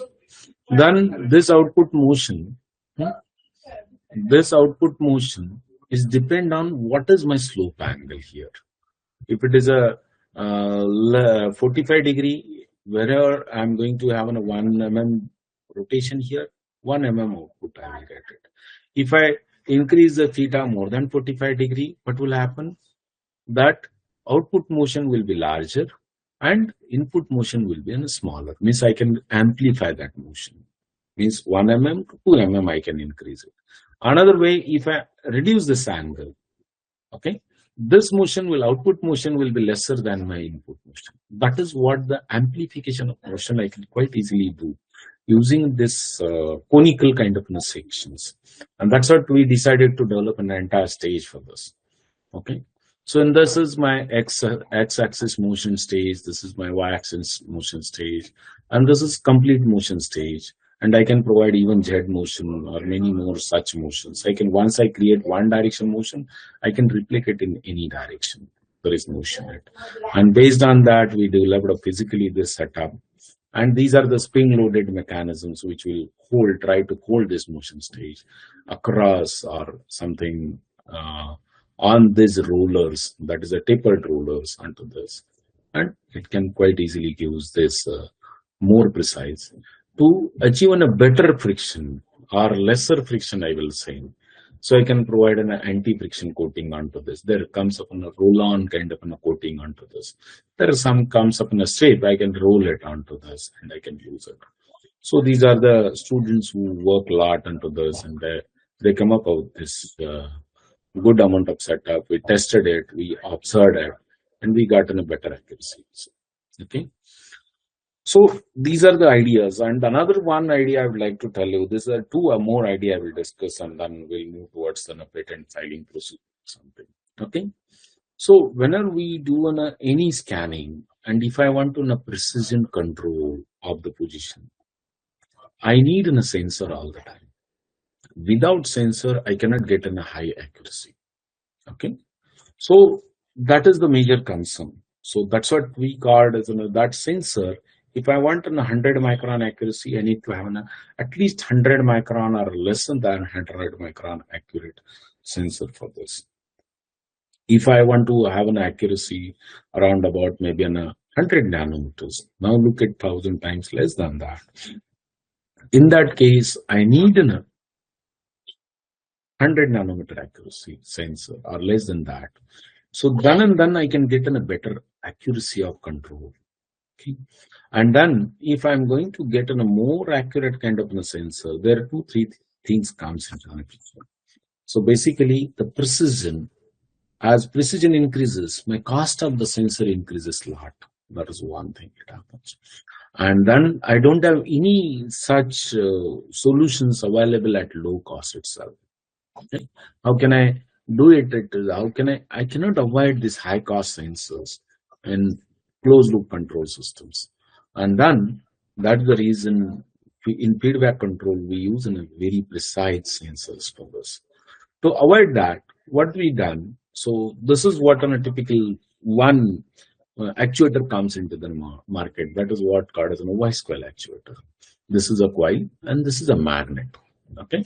And they are assembled together. Whenever I given a signal to this coil, this is a magnet has its own magnetic field. When I given a signal, it will create an electrical field, electrical or electromagnetic field around it, and it opposes and it will create a motion. Why it is called as a voice coil actuator? Because this kind of a mechanism already it is there in the all speakers, and whenever we are going to talk or something and you listen to the speaker, it will start vibrating it. And that is what it basically the intent to vibrate that diaphragm. This kind of a concept is used. But basically, this concept is to just generate a vibration for the diaphragm, but it is not motion purpose many times. But if you design it in an appropriate fashion, I can have a linear motion right for this. And when I'm going to use sensors like a 50 nanometer Renisha sensors, this sensor has a cost more than 1 lakh rupees. And many times it is not affordable for a research purpose. That's what we decided to remove it. Okay. So if you look at the mechatronic integration, how that control system works, this is my reference signal, and this is my XY planar mechanism, or maybe any kind of an XY mechanism. I'll put up an X direction position sensor, Y direction position sensor, and I will sense through these position sensors as an optical encoders. And then error signal will be there. Then there will be a control system, and it will generate an actuation. This is what it is typically done. Instead of that, if I look at the voice coil, it has a typical circuitry. It has a coiling, means it is an inductance. Then wire has its own resistance. And third, there is a coupling. It happens mechanical motion and electrical motion. It is a coupling. It happens whenever I'm going to give an electrical signal, it converts into the mechanical. And if you see, this is what a voltage, whatever the voltage I am going to give it to the coil, it is dropped across 3 different places. One is inductance. Because of inductance, voltage will get dropped. Because of resistance, it will get dropped. Because this inductance and resistance are constant for any kind of a coil. It doesn't change. Okay. Only the thing is that it is going to change its dx by dt into alpha. Alpha is my motor constant, which is again depend on my magnetic flux and how many number of wires I wounded and kind of things. So this alpha is a constant again. It is called as a typical motor constant. Only the variation is due to the dx by dt. Dx by dt, x is in a displacement. Dx by dt is my velocity. So if I take this dx by dt one side, and if I put the rest of the elements on the right side, you can find a simple equation that is 1 upon alpha, and this entire equation comes. And if I integrate this equation itself, now I can see here voltage supply, I can now quite easily measure it. Current, I can measure it. I know the resistance is constant for me. Inductance is constant. This current I can continuously measure. That's what di by dt comes into this. And I can now detect the position by just detecting voltage and current going into the coil. And that's what I can quite easily determine the position of my coil with respect to my magnet, fixed magnet. So that is the way we can now, based on this measuring only voltage and current, these 2 parameters, I can estimate the position so that I need not to use a sensor at all. If I accurately measure this current and voltage and put this into the equation, I can quite easily determine a position of my coil, and I can get a more precise operation instead of any kind of a sensor. So now I can remove this optical encoders with this position estimator, and I can now put up into the control system. And this voltage and current measurement is in a very low cost, because multimeter, if you look at the multimeter, it measures the current in milliamperes or microamperes even. Voltage, millivoltage, you can measure it. Okay. It doesn't have a cost more than 1,000 rupees even. So that is the basically we can reduce the cost as well as do the functions whichever you want it. But we need to validate this practically in actual life. So for that purpose, what we have done, there is a DSpace was one of the microcontroller we use. This is a computer which will generate the signal. Okay, then we designed this circuit. Okay, this circuit which will measure the current and voltage.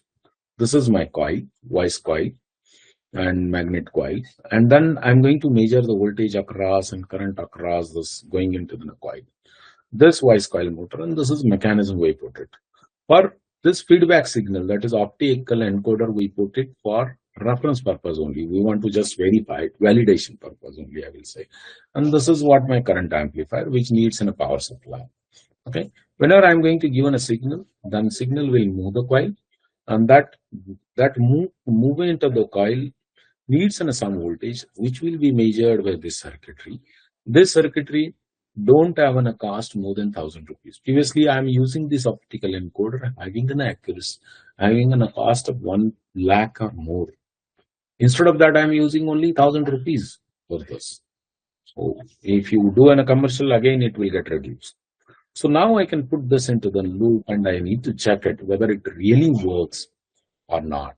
Okay. And then we done many of such experiment.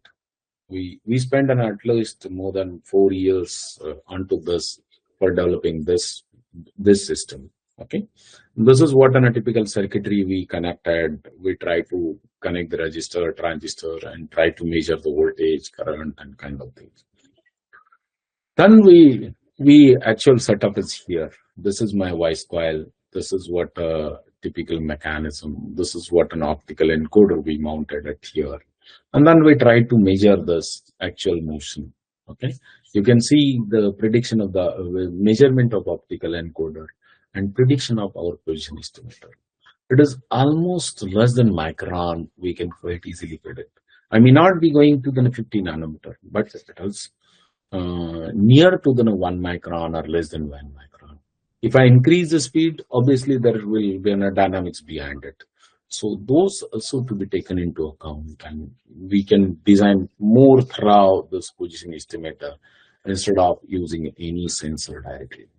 So that is what the way we filed a patent onto this. This is what our US patent for this. We filed with Indiana, Purdue University, Indiana University. And that is entirely contributed by my students. That is, these students, we contributed a lot into this. So then one more case study I'd like to discuss. If you have any questions during this, please ask me. You can stop me anytime. If you have any questions, I will take 1 or 2 questions and then we'll move towards next. Hello, sir. Yeah. So in electronic system, patent is given for the programs or the circuits. So already I told in first slide, whenever you are going to do a coding or software development, it is a copyright. It is cannot be a patent. It is. Yes. But when you are dealing with an hardware plus coding, then it becomes a patent.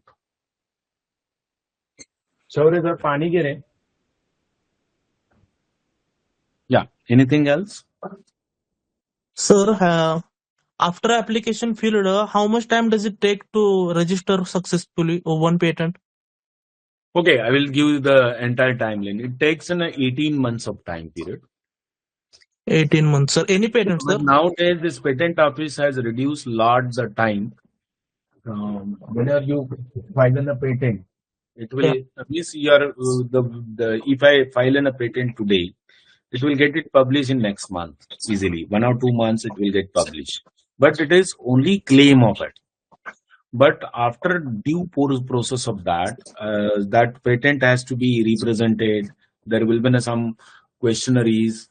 We need to answer it. Some people may create a claim of it. Like in a similar way, if some land is there.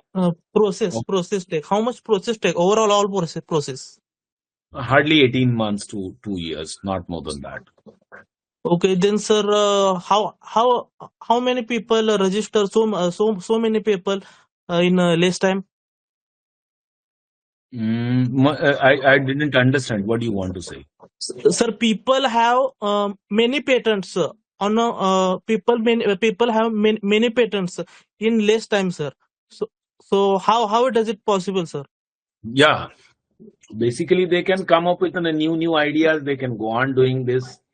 Like in a similar way, you can see how many students are involved with me to file this patent.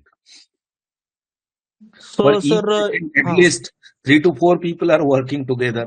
So if you increase the manpower, obviously you can go for many people. That is what. Sir, then can we file multiple patents at a time, or yes, any in a compulsion? day you can file any number of patents, no issues. So no any conditions. Karad College last year, what we done, we filed in a single day 25 patents. Single day, sir. Yeah, So with the help of Krishna Hospital. okay, sir, how much time does it taken to complete successfully? Basically, when we are going to file it, before filing that, you need to have all the documents to be ready. I'm going to discuss those I documents, see. which documents it is needed.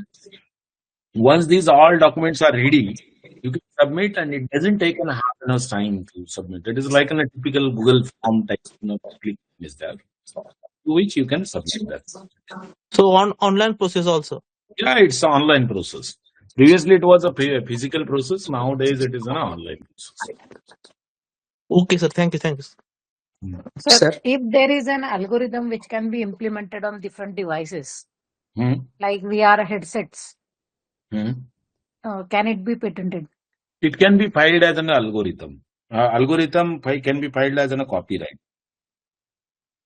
But there can be anybody can make slight changes in the algorithm and can use it. Basically, whenever you are going to write in a copyright, we create a boundary behind it, like our land records. Okay, based on algorithm, is not a typical code. It is a logic behind it, and that is what I'm saying. Logic is given in a copyright. So we can't have one.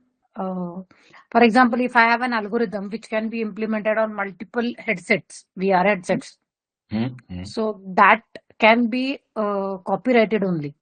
Yeah, copyrighted only.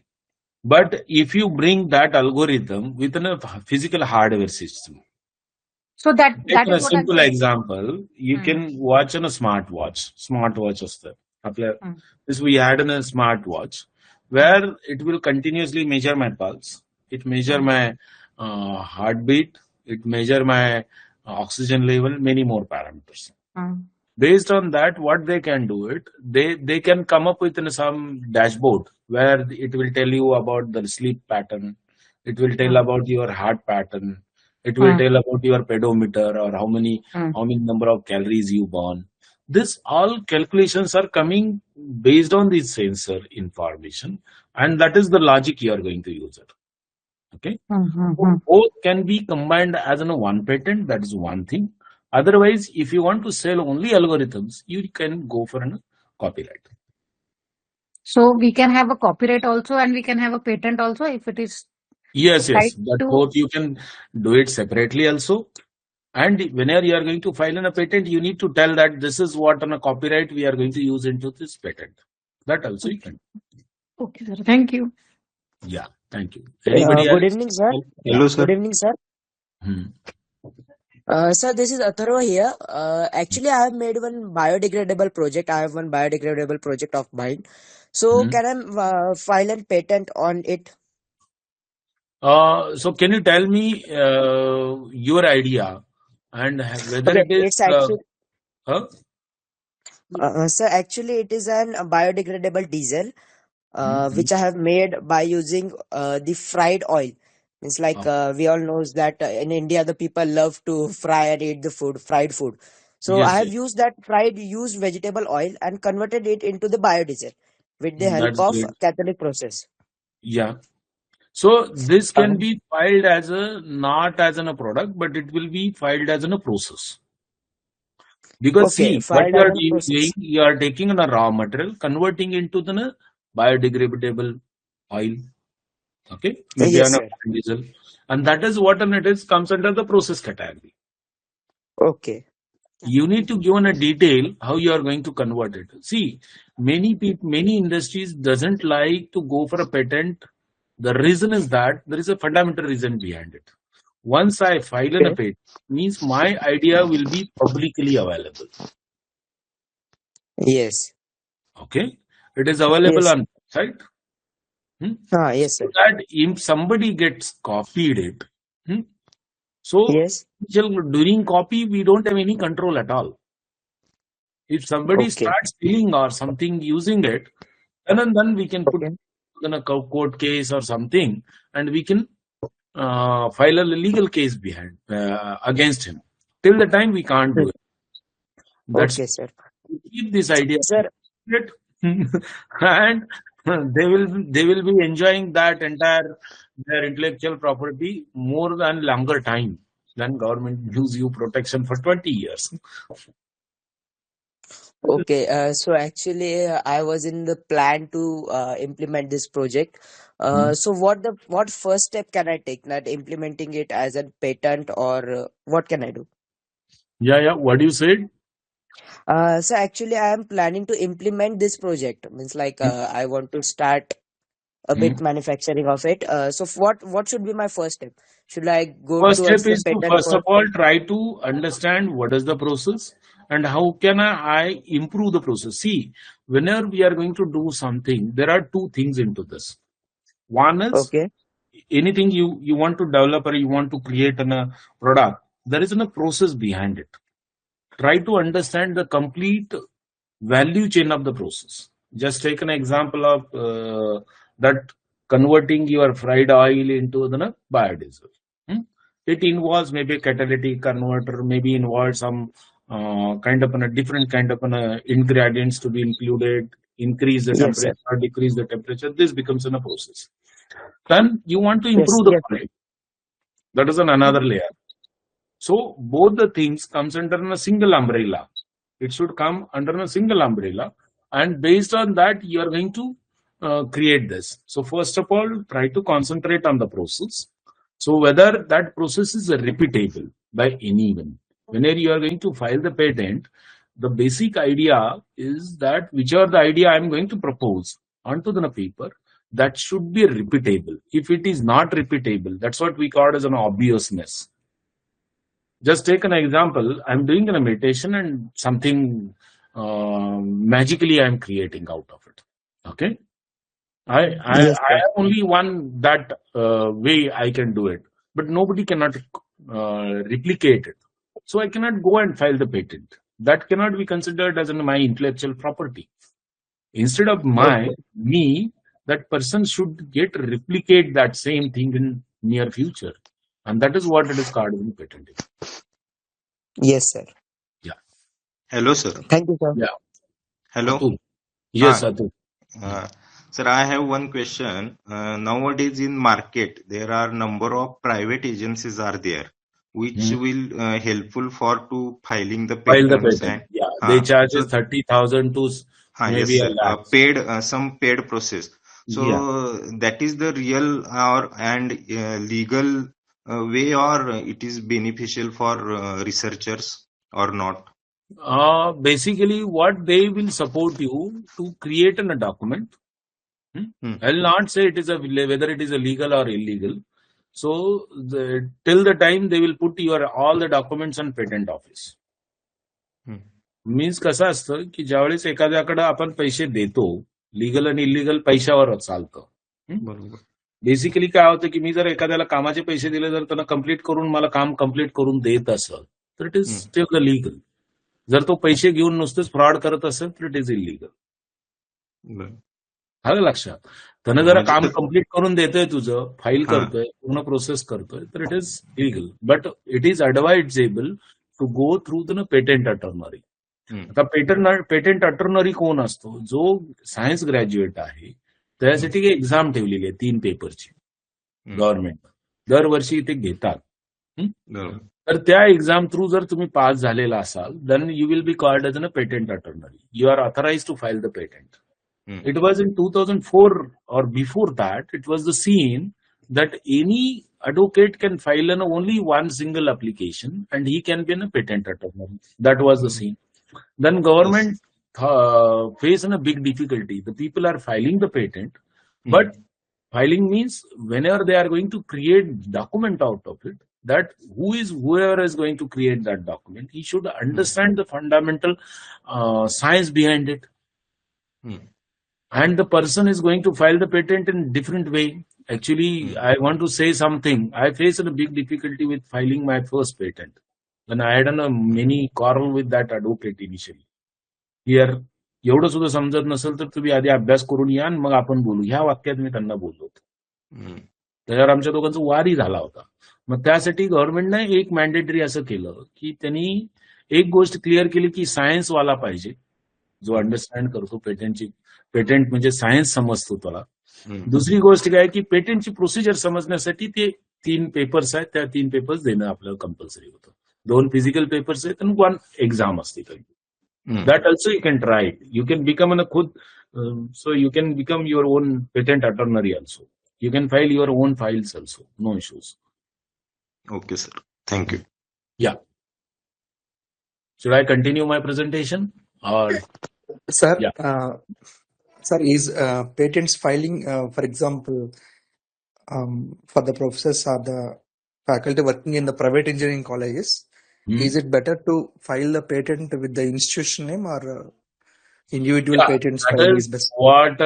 It is in a conflict of interest बोल सकते हो. Conflict of interest क्या रहता है कि you are using resources. See, industry, how they do the patent filing, try to understand it. Yeah, so person is working there. Similar fashion that it happens in private institutes also.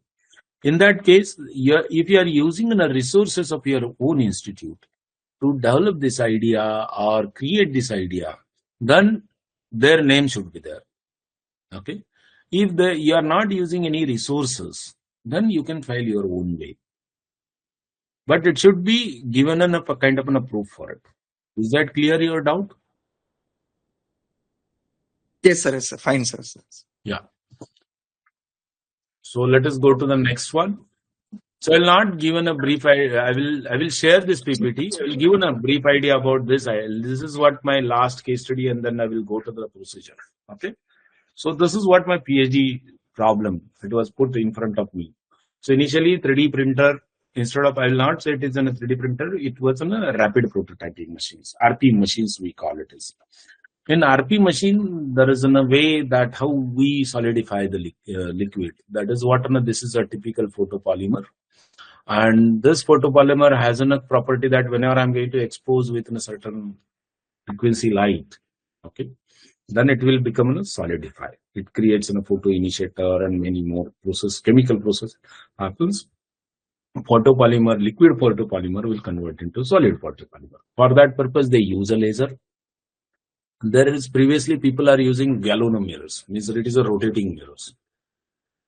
Okay, why it is called as a galvano? We can look into the first galvanometer was the name for measuring the current, and that was the first current or voltage measuring devices created based on the electrical that what it is called as a magnetic and electrical combination coils, and that is what it is called in a galvanometer. And one layer it scans, then second layer it scans, and like this. But accuracy of this scanning was not less than 100 micron. Means I will get in a feature size not less than 100 micron. My feature size will be all the time more than 100 micron. That was my limitation. And then it was problem put in front of me. I want there is a limited accuracy, 40 to 50 micron accuracy is there. Then limited speed was a 2 mm per second. Limited size. These are the limitations. And I have to come up with this idea as the new way. How can I do this as a new thing? Then I started existing methods. That's the same thing. Try to identify the existing method. What are the problems? Try to identify and then go on. This is what on a typical method previously it is used. This is one mirror. This is another mirror. This is a lens. Then laser is coming here, hitting to this mirror, then second mirror, third mirror. When I rotate this mirror, laser will move in this direction. When I rotate this mirror, laser will move in this direction. This is my resin surface. You can look at it. This is my resin surface is on a horizontal. Whenever I'm going to rotate it, lens focus point is going to change it. It is typically a spherical surface. Okay. Because of that, I can't keep my laser spot constant during entire travel. From this end to this end, my spot will be not constant. It is going to change the size. Okay. Then people have thought that, okay, yeah, this is the problem. This lens, I put it here. My focal length is larger. That's what it is creating a problem. Then they brought this lens here. Okay. So they change the position of this lens to this position, and then they put up the same thing, everything, all the same. That is, mirror is rotating. These both mirrors are rotating. Laser is passing. Resin is horizontal. But this focal length has reduced. I got a smaller size spot. But what was happened? Axis of this lens and axis of the laser is going to continuously change it. And because of that, it is again creating a problem. That spot will not remain, its size doesn't remain constant, but it is something disrupted. I will show all these characteristics. Spot characteristics will not constant over the entire scan, and that's what I cannot get in a proper accurate one. Then people have thought, why cannot I will now, instead of moving this laser lens or whatever it is, I will now move this resin surface itself. Chalo, usko resin surface ko fix karta hai, and tank I will move it. Okay, this is off axis scanning. This images have shifted from this side to this side. Actually, this image should be left side and this image should be right side. So this is what a resin surface is scanned. Whenever I am going to move the liquid, what will happen that it will create a wave onto that liquid. Okay, and because of that, it will create a wavy kind of a surface. That is again problem. Then people have thought that ye bhi problem hai, wo bhi problem hai. Then they have thought it keep a lens fix, move the laser x and y direction. Then it has come up again photoreactor, that is a off-axis scanning it is called. It gives a high speed, but it is again axis misalignment will happen. And because of that, spot characteristics varies. My ultimate aim is I need a fixed spot size, fixed spots characteristics. That is my basic intent. Basic requirement of my system should be like this. Second, it has a resin tank should be stationary. It should not move at all, so that I will not get any wavy microstructures or something. So for that purpose, I developed something innovative way. You can look at it. It is very interesting one. So what I done it, I kept this mirror, these two mirrors. This is my lens. If I move this mirror and lens, axis of lens and axis of mirror remains constant. It doesn't change. Their alignment doesn't change. Another one, if I move into another direction, I have to move entire gambit. That is lens, mirror 1, mirror 2, everything. Then that is another direction. I can get the XY scanning quite easily. This is what the basically idea. Now this motion, the way I want to motion, or I want to put this mirror and lenses, I need to develop a mechanism behind it, and that is nothing but my patent. Okay, so basically then we compared this, whether it is really fruitful idea or not. We done a lot many experiment for this. We purchased lot many equipment like laser was there, and measurement करने के लिए वो हमने photo sensors लाया था, many things have. Then we observed that robustness of the motion is this is because of the material variation, not more than that is what. So you can compare this and we'll get in a constant, altogether constant way, almost constant spot size here and everywhere. Peak intensity is a constant. It doesn't changes. Okay. If you look at, this is my experimental, this is my simulation. Both are same. Simulation means I done a mathematical modeling behind it. I done lot many things. I spent altogether 6 years to come up with these graphs. And that's what you can see in a simple graphs out here. Then behind this entire motion, I developed an X mechanism, Y mechanism, then optical switching mechanism, many things. Like in a computer CAD data will come here. It will go to the DSpace microcontroller. That DSpace microcontroller has to generate a signal to the X direction, then Y direction. It has to generate a signal to the acoustic optical modulator. It is like an optical switch. Okay, it will switch on and off. It will do it, and then it will also generate a signal for a Z stage. So that idea you might have seen, that sensorless idea came with this encoder, using encoder. Each encoder has a cost almost more than 1.5 lakh rupees. Means only purchasing these 3 encoder itself cost us around about 4-5 lakhs rupees. And that is what a more major cost of it. That's what that idea came, sensorless patent idea coming to the picture. Then this microcontrollers, then current amplifier. All these we connected, and this entire stuff is called as an optomechatronic system. Okay.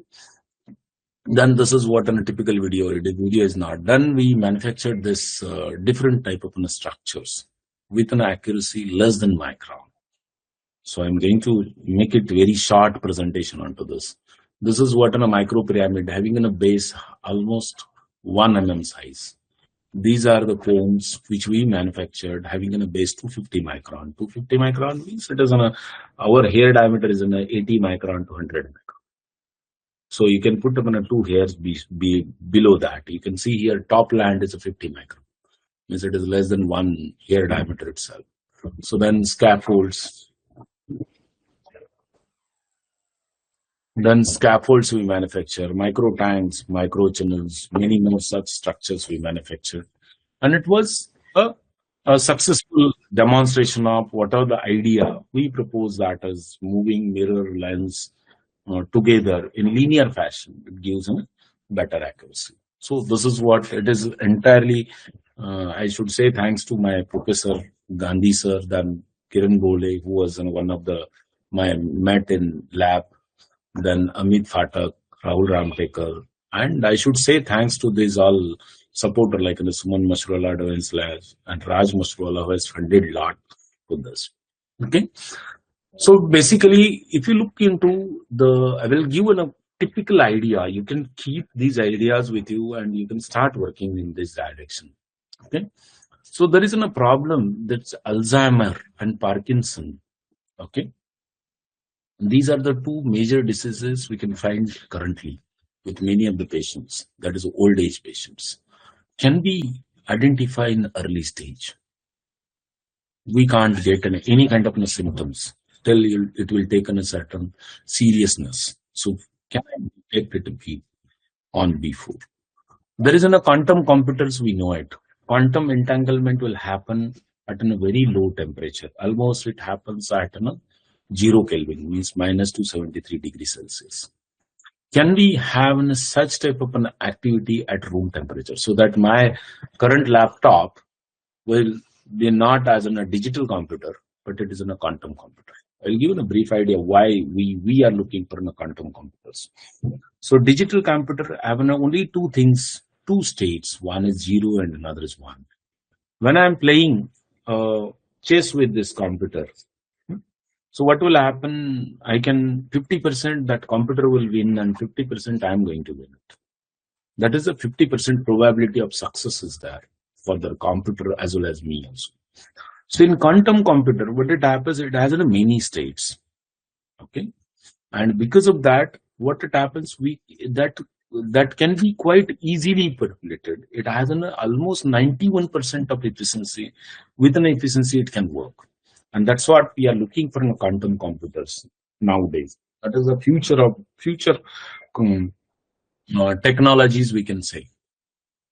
So this quantum computers, whenever I'm going to play a chess with this quantum computer, there is a 91% probability is there that quantum computer will win, and hardly 9% probability is there I'm going to win it. And that's what next era or next coming computational devices will be based on the quantum computer, maybe coming next 10 years or due course of time. Can we have a kind of systems which will be operated at room temperature instead of very low temperature? Then do we have a kind of pollution is a major concern. One more thing I would like to bring into your notice that there is an invisible island at the Pacific Ocean. That invisible, why I will say invisible, there is you can search on the Google itself. And that invisible island size is almost more than half of our India itself. It is double of the Pakistan size. And this invisible island is upon only plastic. And that is a major problem. In future, it will happen. That plastic will go on covering entire earth, and it is going to spoil our life at all. And if you look at one more thing, there is a typical study done by many of the researchers. So there are microplastics, nanoplastic on daily basis per respiration, we are inhaling these plastic inside our body. And if you find how much amount of plastic is there in our body, it is almost credit size plastic is there in our body. So can I create a kind of a device, enzymes or microorganism which will eat this plastic? That is also a good research topic itself. Then another one, cancer vaccination. So some people have came up with solution that is also there. So there is a CO2. CO2 is a major problem, major player, which is now in our atmosphere. There is basically, if you look at our own existence, is based on certain basic parameters, and they are tuned on our earth only. If you even want to go upstairs, higher side, maybe on 1 kilometer above surface level, so temperature drops drastically. If you are flying in the aeroplane, you will see your temperature drops down. But actual outside temperature is minus 15 degree, minus 20 degree, minus 30 degree temperature is there. So that is what our existence is not based on any such tuned parameter. One is oxygen level, that is a 20% of oxygen level. Then its temperature, that is a global warming temperature. We say it is in a 15.6 degrees or temperature. If Earth is decided to move near to the sun by 10%, okay, then this temperature will increase to the 50 to 60 degrees. 60 degree as instead of 15 degree, it will reach to the 60 degree, which is completely vanish our human race or vanish our entire planet at all. It will be a barren planet, we can say. If I increase the distance between sun and earth by 10% again, so temperature will drop down, and that temperature reaches to the minus 50 degree even. Means everything will get ice. Our existence will nowhere. And that's what nowadays pollution is a major concern. If we don't care our own earth, obviously we'll face a big challenge. That's what many people say so. This is pollution problem. This is the first generation we are facing the problem. And this is the last generation who can do something for the global warming. And that's what most important is there. And that's what CO2 is a major culprit who captures the heat into the environment. Okay. And per year we are spending huge amount of money to reduce this CO2. Can we have a kind of devices which can capture the carbon dioxide into the atmosphere within a very less amount of money? Like currently we are spending $600 per ton. So can we reduce it to the $100 per ton? So that kind of devices are really needed in near future. Similarly, there are many such ideas. I put it in front of you so that you can think of to go for patent. Patent processing can be done by any advocate or you yourself can do. It is a typical process. It's not a sarkari process. It doesn't take much time. You can pay money and you can get, but these ideas, you need to put more effort into such ideas. Solid state batteries for electrical vehicles, which gives in 1,000-kilometer range, 5-minute charging. Can we have such devices? We don't have as of now. Non-invasive continuous glucose monitoring without skin pricking, or maybe an optical system, or maybe breathing. Can I identify glucose level, that sugar level into my blood? Permanent reverse antibiotic resistance in superbugs. Okay. Then brain computer.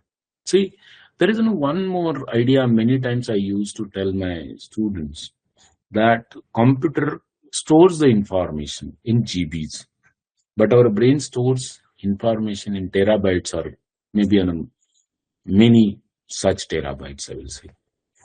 How it stores? It stores, if you look into the neural network, if I am going to look into the two neurons, they are interacting with each other. So this interaction is based on the kind of pulses, and these pulses will be converted into weight values into the computer coding. Means whenever I'm going to give any another information, I'm converting that into a change in the weight value. I'm not going to include one more weight value. Taken a simple example, another one. If I want to have some data is there, x-axis data and y-axis data. I'll plot that data and I will pass on one single line. Okay, that data may be in 100 numbers. Okay, 100 bytes information. Just taken 100 bytes information. What I'm going to convert that into on a single line, that is y is equal to mx plus c. M is one constant and C is another constant. What are the entire information on the data will be stored approximately on two numbers, B, M and C. These are called as weight values. Okay. If I increase 100 more data points, only M and C is going to change. Okay. Within a little bit. So that is the way our brain works. Can we have storage devices, such storage devices? Design it based on this natural processing, natural human processing, so that we don't need a bigger hard disk. Nowadays, you can see many hard disks. So previously, when I was doing my PhD, we are using 32 MB megabytes pen drive. Nowadays, you can see in a 1 terabyte pen drive quite easily. And that is what we are increasing the number of bytes to store it, but really we again in some time we need to reduce this number or crunch this data to certain algorithms, and such type of algorithms still it is in future, or I can say it is in dreams of the people. Then fusion power that finally produce the net energy, net positive energy commercially. This is also nuclear power kind of things. Then AI related, AI, that is general intelligence model. Okay, it is safe and typically aligned. Can we have a safe AI system that is a mathematically guarantees no jailbreak forever or something? So these ideas are really needed in coming future, and that is what it is expected to do something on this front. Okay, so if you look into, these are the typical challenges for AI. So reversible computer AI, near zero energy consumption for interference. That is one idea. Consciousness. So human consciousness is again a bigger picture we are looking for, which is still it is in dreams of the people. Accurate long-term prediction of the complex system, like in the stock market, wars, tech adoption. This is also where I can use this AI for this. Superhuman negotiation AI that ends in future. What will happen maybe in a 5 or 10 years of down the line? So there may be a 5 director in your company. Out of that one computer, one director will be your AI computer. And already that one of the country has initiated that activity, and he appointed one minister as an AI computer. Maybe that is a Middle East country was there. I don't remember his name, but it is there. You can search on the Google, you will get that. Biological immortality, that is another area where we need to work a lot. I'll give you one more idea here. Entropy. Entropy is a disorder. Okay, which disorder is that because of such a disorder in our own body, we feel more age. Means our skin will get older and kind of things. Why it happens that if you look into the tissues or cells, in these cells there is one engine, typical mechanical type of an engine, which is called as a mitochondria. It takes an oxygen, it takes an carbon, oxygen and protein together, and it will process it like an our engine, and it will create a waste. It will be thrown into your body itself, and whatever the energy is stored into the muscle. That is what typically it happens. What are the waste that is there in your body? What will happen? That waste will go on increasing like in a dumps. In city, we are creating a waste pahad tayar karto apan. Means we are going to create I can say it is a dumps, big dumps we are going to create it. Similar way, that is dumped into our body, and because of that waste, what is happening? We are going to an old age. can we have a kind of a microorganism or enzyme which will eat this waste and process it? So that is also a good idea. That is also the future of the biotechnology, I can say. This type of ideas are really needed in future. These are the another few more ideas I would like to put in front of you. Healthcare device, high-speed internet, modeling of the brain. Just now we had earlier. Pollution issues. Okay, can I break down C and O2 separately instead of storing this or capturing the CO2? Instead of that, I will break the C and O2 separately. Can I have a kind of a mechanism? Can I break this NOx? Can I break this CO separately, C and O, within a very low cost? Can I have an artificial photosynthesis? Nowadays, photosynthesis is a very good tool. That's what we encourage to go green. Go green means I'm going to have more trees which will inhale carbon dioxide and gives an oxygen. That is what a photosynthesis process does. Natural photosynthesis. Can I have an artificial photosynthesis, which I can convert into the paint to the building, or I can paint to my vehicle with an artificial photosynthesis paint, which will continuously emit an oxygen, capturing the carbon dioxide from the atmosphere. These type of ideas, there are plenty of such ideas, are nothing but in near future are to be coming. You are the one of it to execute any of this, it will be a good one. So now I will give a basic patent. What does that? So anybody would like to ask any question?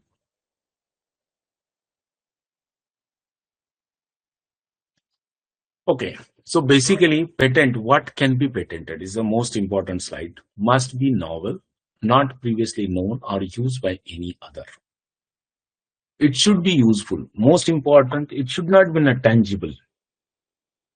और चलो कुछ तो किया है, चलो इसका patent file करते. It should be commercially viable solution, and then it is called as a useful. And it should be a non-obvious. Obvious means person having just now previously I told that I have a certain skills which cannot be replicated by anyone, and that kind of a thing I can't say it is these are skills comes under the obvious skills. There should be a non-obvious that can be quite easily replicable. And then this cannot be found in a single or reasonable combination of patents and yield a predictable result. If I'm going to do that same activity and some other is also doing the same activity, then results are coming same. Then I can say this can be gone for the patent. And patent cannot be only idea. It cannot be in a law of nature. It cannot be on a scientific principle. These are the three things which we cannot file as a patent. So when we go through the patent, it is a typical process through which we can do it. So just now, whichever the case studies I told. So first of all, you identify the problem. These problems can be identified from the day-to-day problems, industrial usage, environmental issues. Talk to the people, try to understand their problems. Look at your kitchen, look at your home. You will come up with a good idea. So this is what. Once you come up with a typical problem statement, I am facing this difficulty. Just like, just take an example. I am just now giving a lecture and I am getting more and more notifications. That is disturbing me. Can I do something for it? So that is also one of the idea. But then there may be some ways I can put upon a simple button. I can now have a silent. That can be a good tool. And it is maybe a scientific tools I'm using, some method I'm using. There may be some existing method. Then I can combine it. And you can combine these multiple ideas, conceive the ideas 1, 2, 3, 4, something. Then search this patent database. And which idea is not patented, then you can go for a patent and create a documentation of this. Okay. So you can create a drawings, you can create pictures, you can create maybe a scientific table, comparative table, or many things. And then you can put this document to the patent office. Okay. So these are the basic requirement. It should be usefulness, utility should be there, novelty should be there, non-obviousness, ingenuity should be there, like this. Okay. So there may be a utility patent, design patent, plant patent, many things comes into it. Okay, I have to close this. This is typical structure of the patent. So first will be in a cover page. So it is prepared by a patent office, except for an abstract which inventor prepares. Just now I told the US patent document. That is the front page. That is the cover page. Under this cover page, I need to give a certain explanation about my idea, which I want to file an idea or kind of a device I want to file as a patent. Clear and concise written description of invention and its usefulness, including drawing, must be so clear that complete that it will enable anyone with an average skill in the technology to make or use of the invention. That is what I told. It is called as a non-obviousness. Then this is what a typical structure of this disclosure document. The title of the invention, statement of patent history, whether it has previously filed patent or that's what I told, that concise ideas, 1, 2, 3 ideas. This is what a typical history behind it. Then which is the field of the invention, maybe a mechanical engineering, हो सकता है, biomedical हो सकता है, software technology हो सकता है, anything. Then you can give a background of it. Then summary of the invention in broader terms. Then you can provide in a drawings. And based on this drawing, we need to give a better expression, the descriptions for each drawing. And these drawings should be written in terms of a not the way we write it in a scientific way. We give the title for it. Instead of that, that title will be given in terms of numbers. Nowadays, I think it is acceptable in patent office. You can give the names also. But you can just verify. If it is not there, they will surely come back to you and ask them, don't write like this, give the numbers or something. Okay. Then complete description. That is a detailed description of the invention. So this is what a typical disclosure or description of patent. Most important in the patent filing is a claim. Claim means I'm going to define boundary of my innovation. Boundary means where I want a protection. Just take an example. I purchase a land. I may need in a 5 to 10 minutes more. So 5 minutes more. Okay. So if I'm going to purchase in a land, what will happen? I'm going to put that on south side, this fellow is there. North side, this fellow is there. It is connected to the road. Like this, all boundaries I'm defining. Similar way, we need to define our innovation itself. Like any example, just take an example of sensorless patent. What I will do, it is only restricted to the voice coil motors. Whenever there is a voice coil motor, I'm going to put that structure that measuring current and voltage. Current and voltage is measuring. And then based on that, my algorithm will be used together. Algorithm plus this combination, it will be used for control system. Okay, this is what on a typical boundary I'm going to fix it, and that is what on way you can define the claims. There will be at least 2 to 3 claims should be there. At least 1 or 2 to 3 claims should be there, and that is what most important is. Without claim, there is no patent at all. Okay, written statement of what the inventor assert is her exclusive property. Then information specified as a protected by the claims cannot be used freely by others until the patent expires. And information not protected by claims can be used as immediately by anyone. Basically, why we need to write the claims? So when that legal file somebody has claimed it, similar kind of an activity has done it, and then he want to say कि भाई तेरा patent और मेरे patent में ये combination है, तूने मेरी आइडिया चुरा ली है. And they will not look at this document, but they will look at the claims only. How much? This is what a legal state means, which gives you protection, and that's what it is most important. You ask your patent attorney, he will help you to write these claims, where to put this. Okay, so there are 4 offices in Indian Patent Office. Okay. Okay, this is what a typical search process. You can just go through the document, you will get the complete idea. Okay, so then whenever we are filing the patent, this is what a typical process. Okay, then first of all, patent you will file it. Okay. Okay. So in this case, what it happens, we'll submit the document. Okay. Then you can go for a provisional specifications. It will be a provisional specification means I want to hurry it and I want to file the patent on immediate basis. In that case, patent office gives you a facility to file as a provisional specification. Provisional means you don't need to write in a complete document.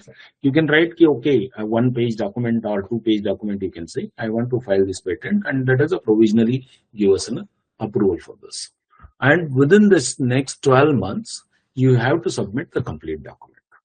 That way, you can claim your idea first. That is done within a certain. This is what in the first step you've done it. Once you file this, either provisional or complete specification, once you file the complete specification, you did not submit any document later on. So within 12 months, that 12-month was time given by patent office. Okay. And it will publish it. So this publication doesn't mean it is a grant of the patent. Okay. There should be a proper hearing should happen. People should come, claim it if they have a similar kind of an issue with them. So that's what this is. Complete specification will be put into the publication. This was the timeline told previously by patent office. It was an old document. Then this will go to the 18 months of complete period. Why this 18 months? Because people will go, they will search, whether they will look at it, whether this is my patent or this is my idea. If somebody has filed earlier, they will come up with a kind of an explanation. They will ask, yeah, I want more explanation onto this. This is my idea. So this is what it will come to the patent office. And then that is FER it is called. FER means first examination report. So this FER means it is going to give you the idea, not I will say it is an idea means it is going to cross your entire patent document. They will mainly cross onto the claims only. This is what the claim matches with this patent. This claim matches with this patent. Kindly given a proper explanation onto this. Then within 1 year, you have to give the FER explanation. Okay. This FER response, you will file it. And then within 1 year, then official decision will be taken either as an acceptance or rejection. Once it is done acceptance, okay, then this is a reply. You can put up a reply for this. So there will be a two hearing. One is FER, one document they will send to you.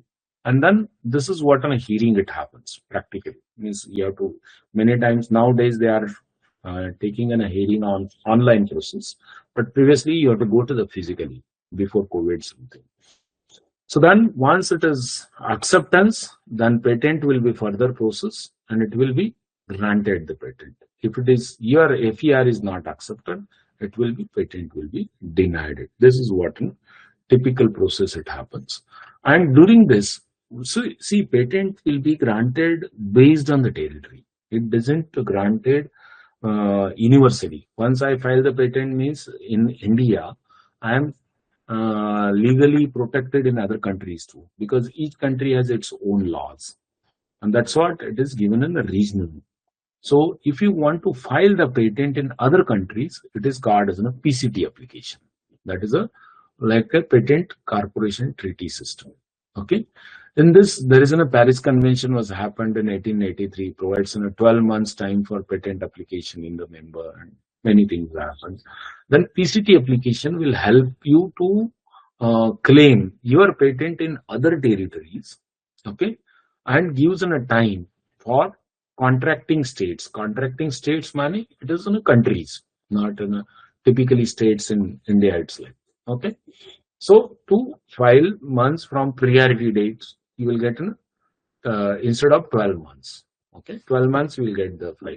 And then PCT enables you to extend the time period and simplify the filing process into a single application in other countries too.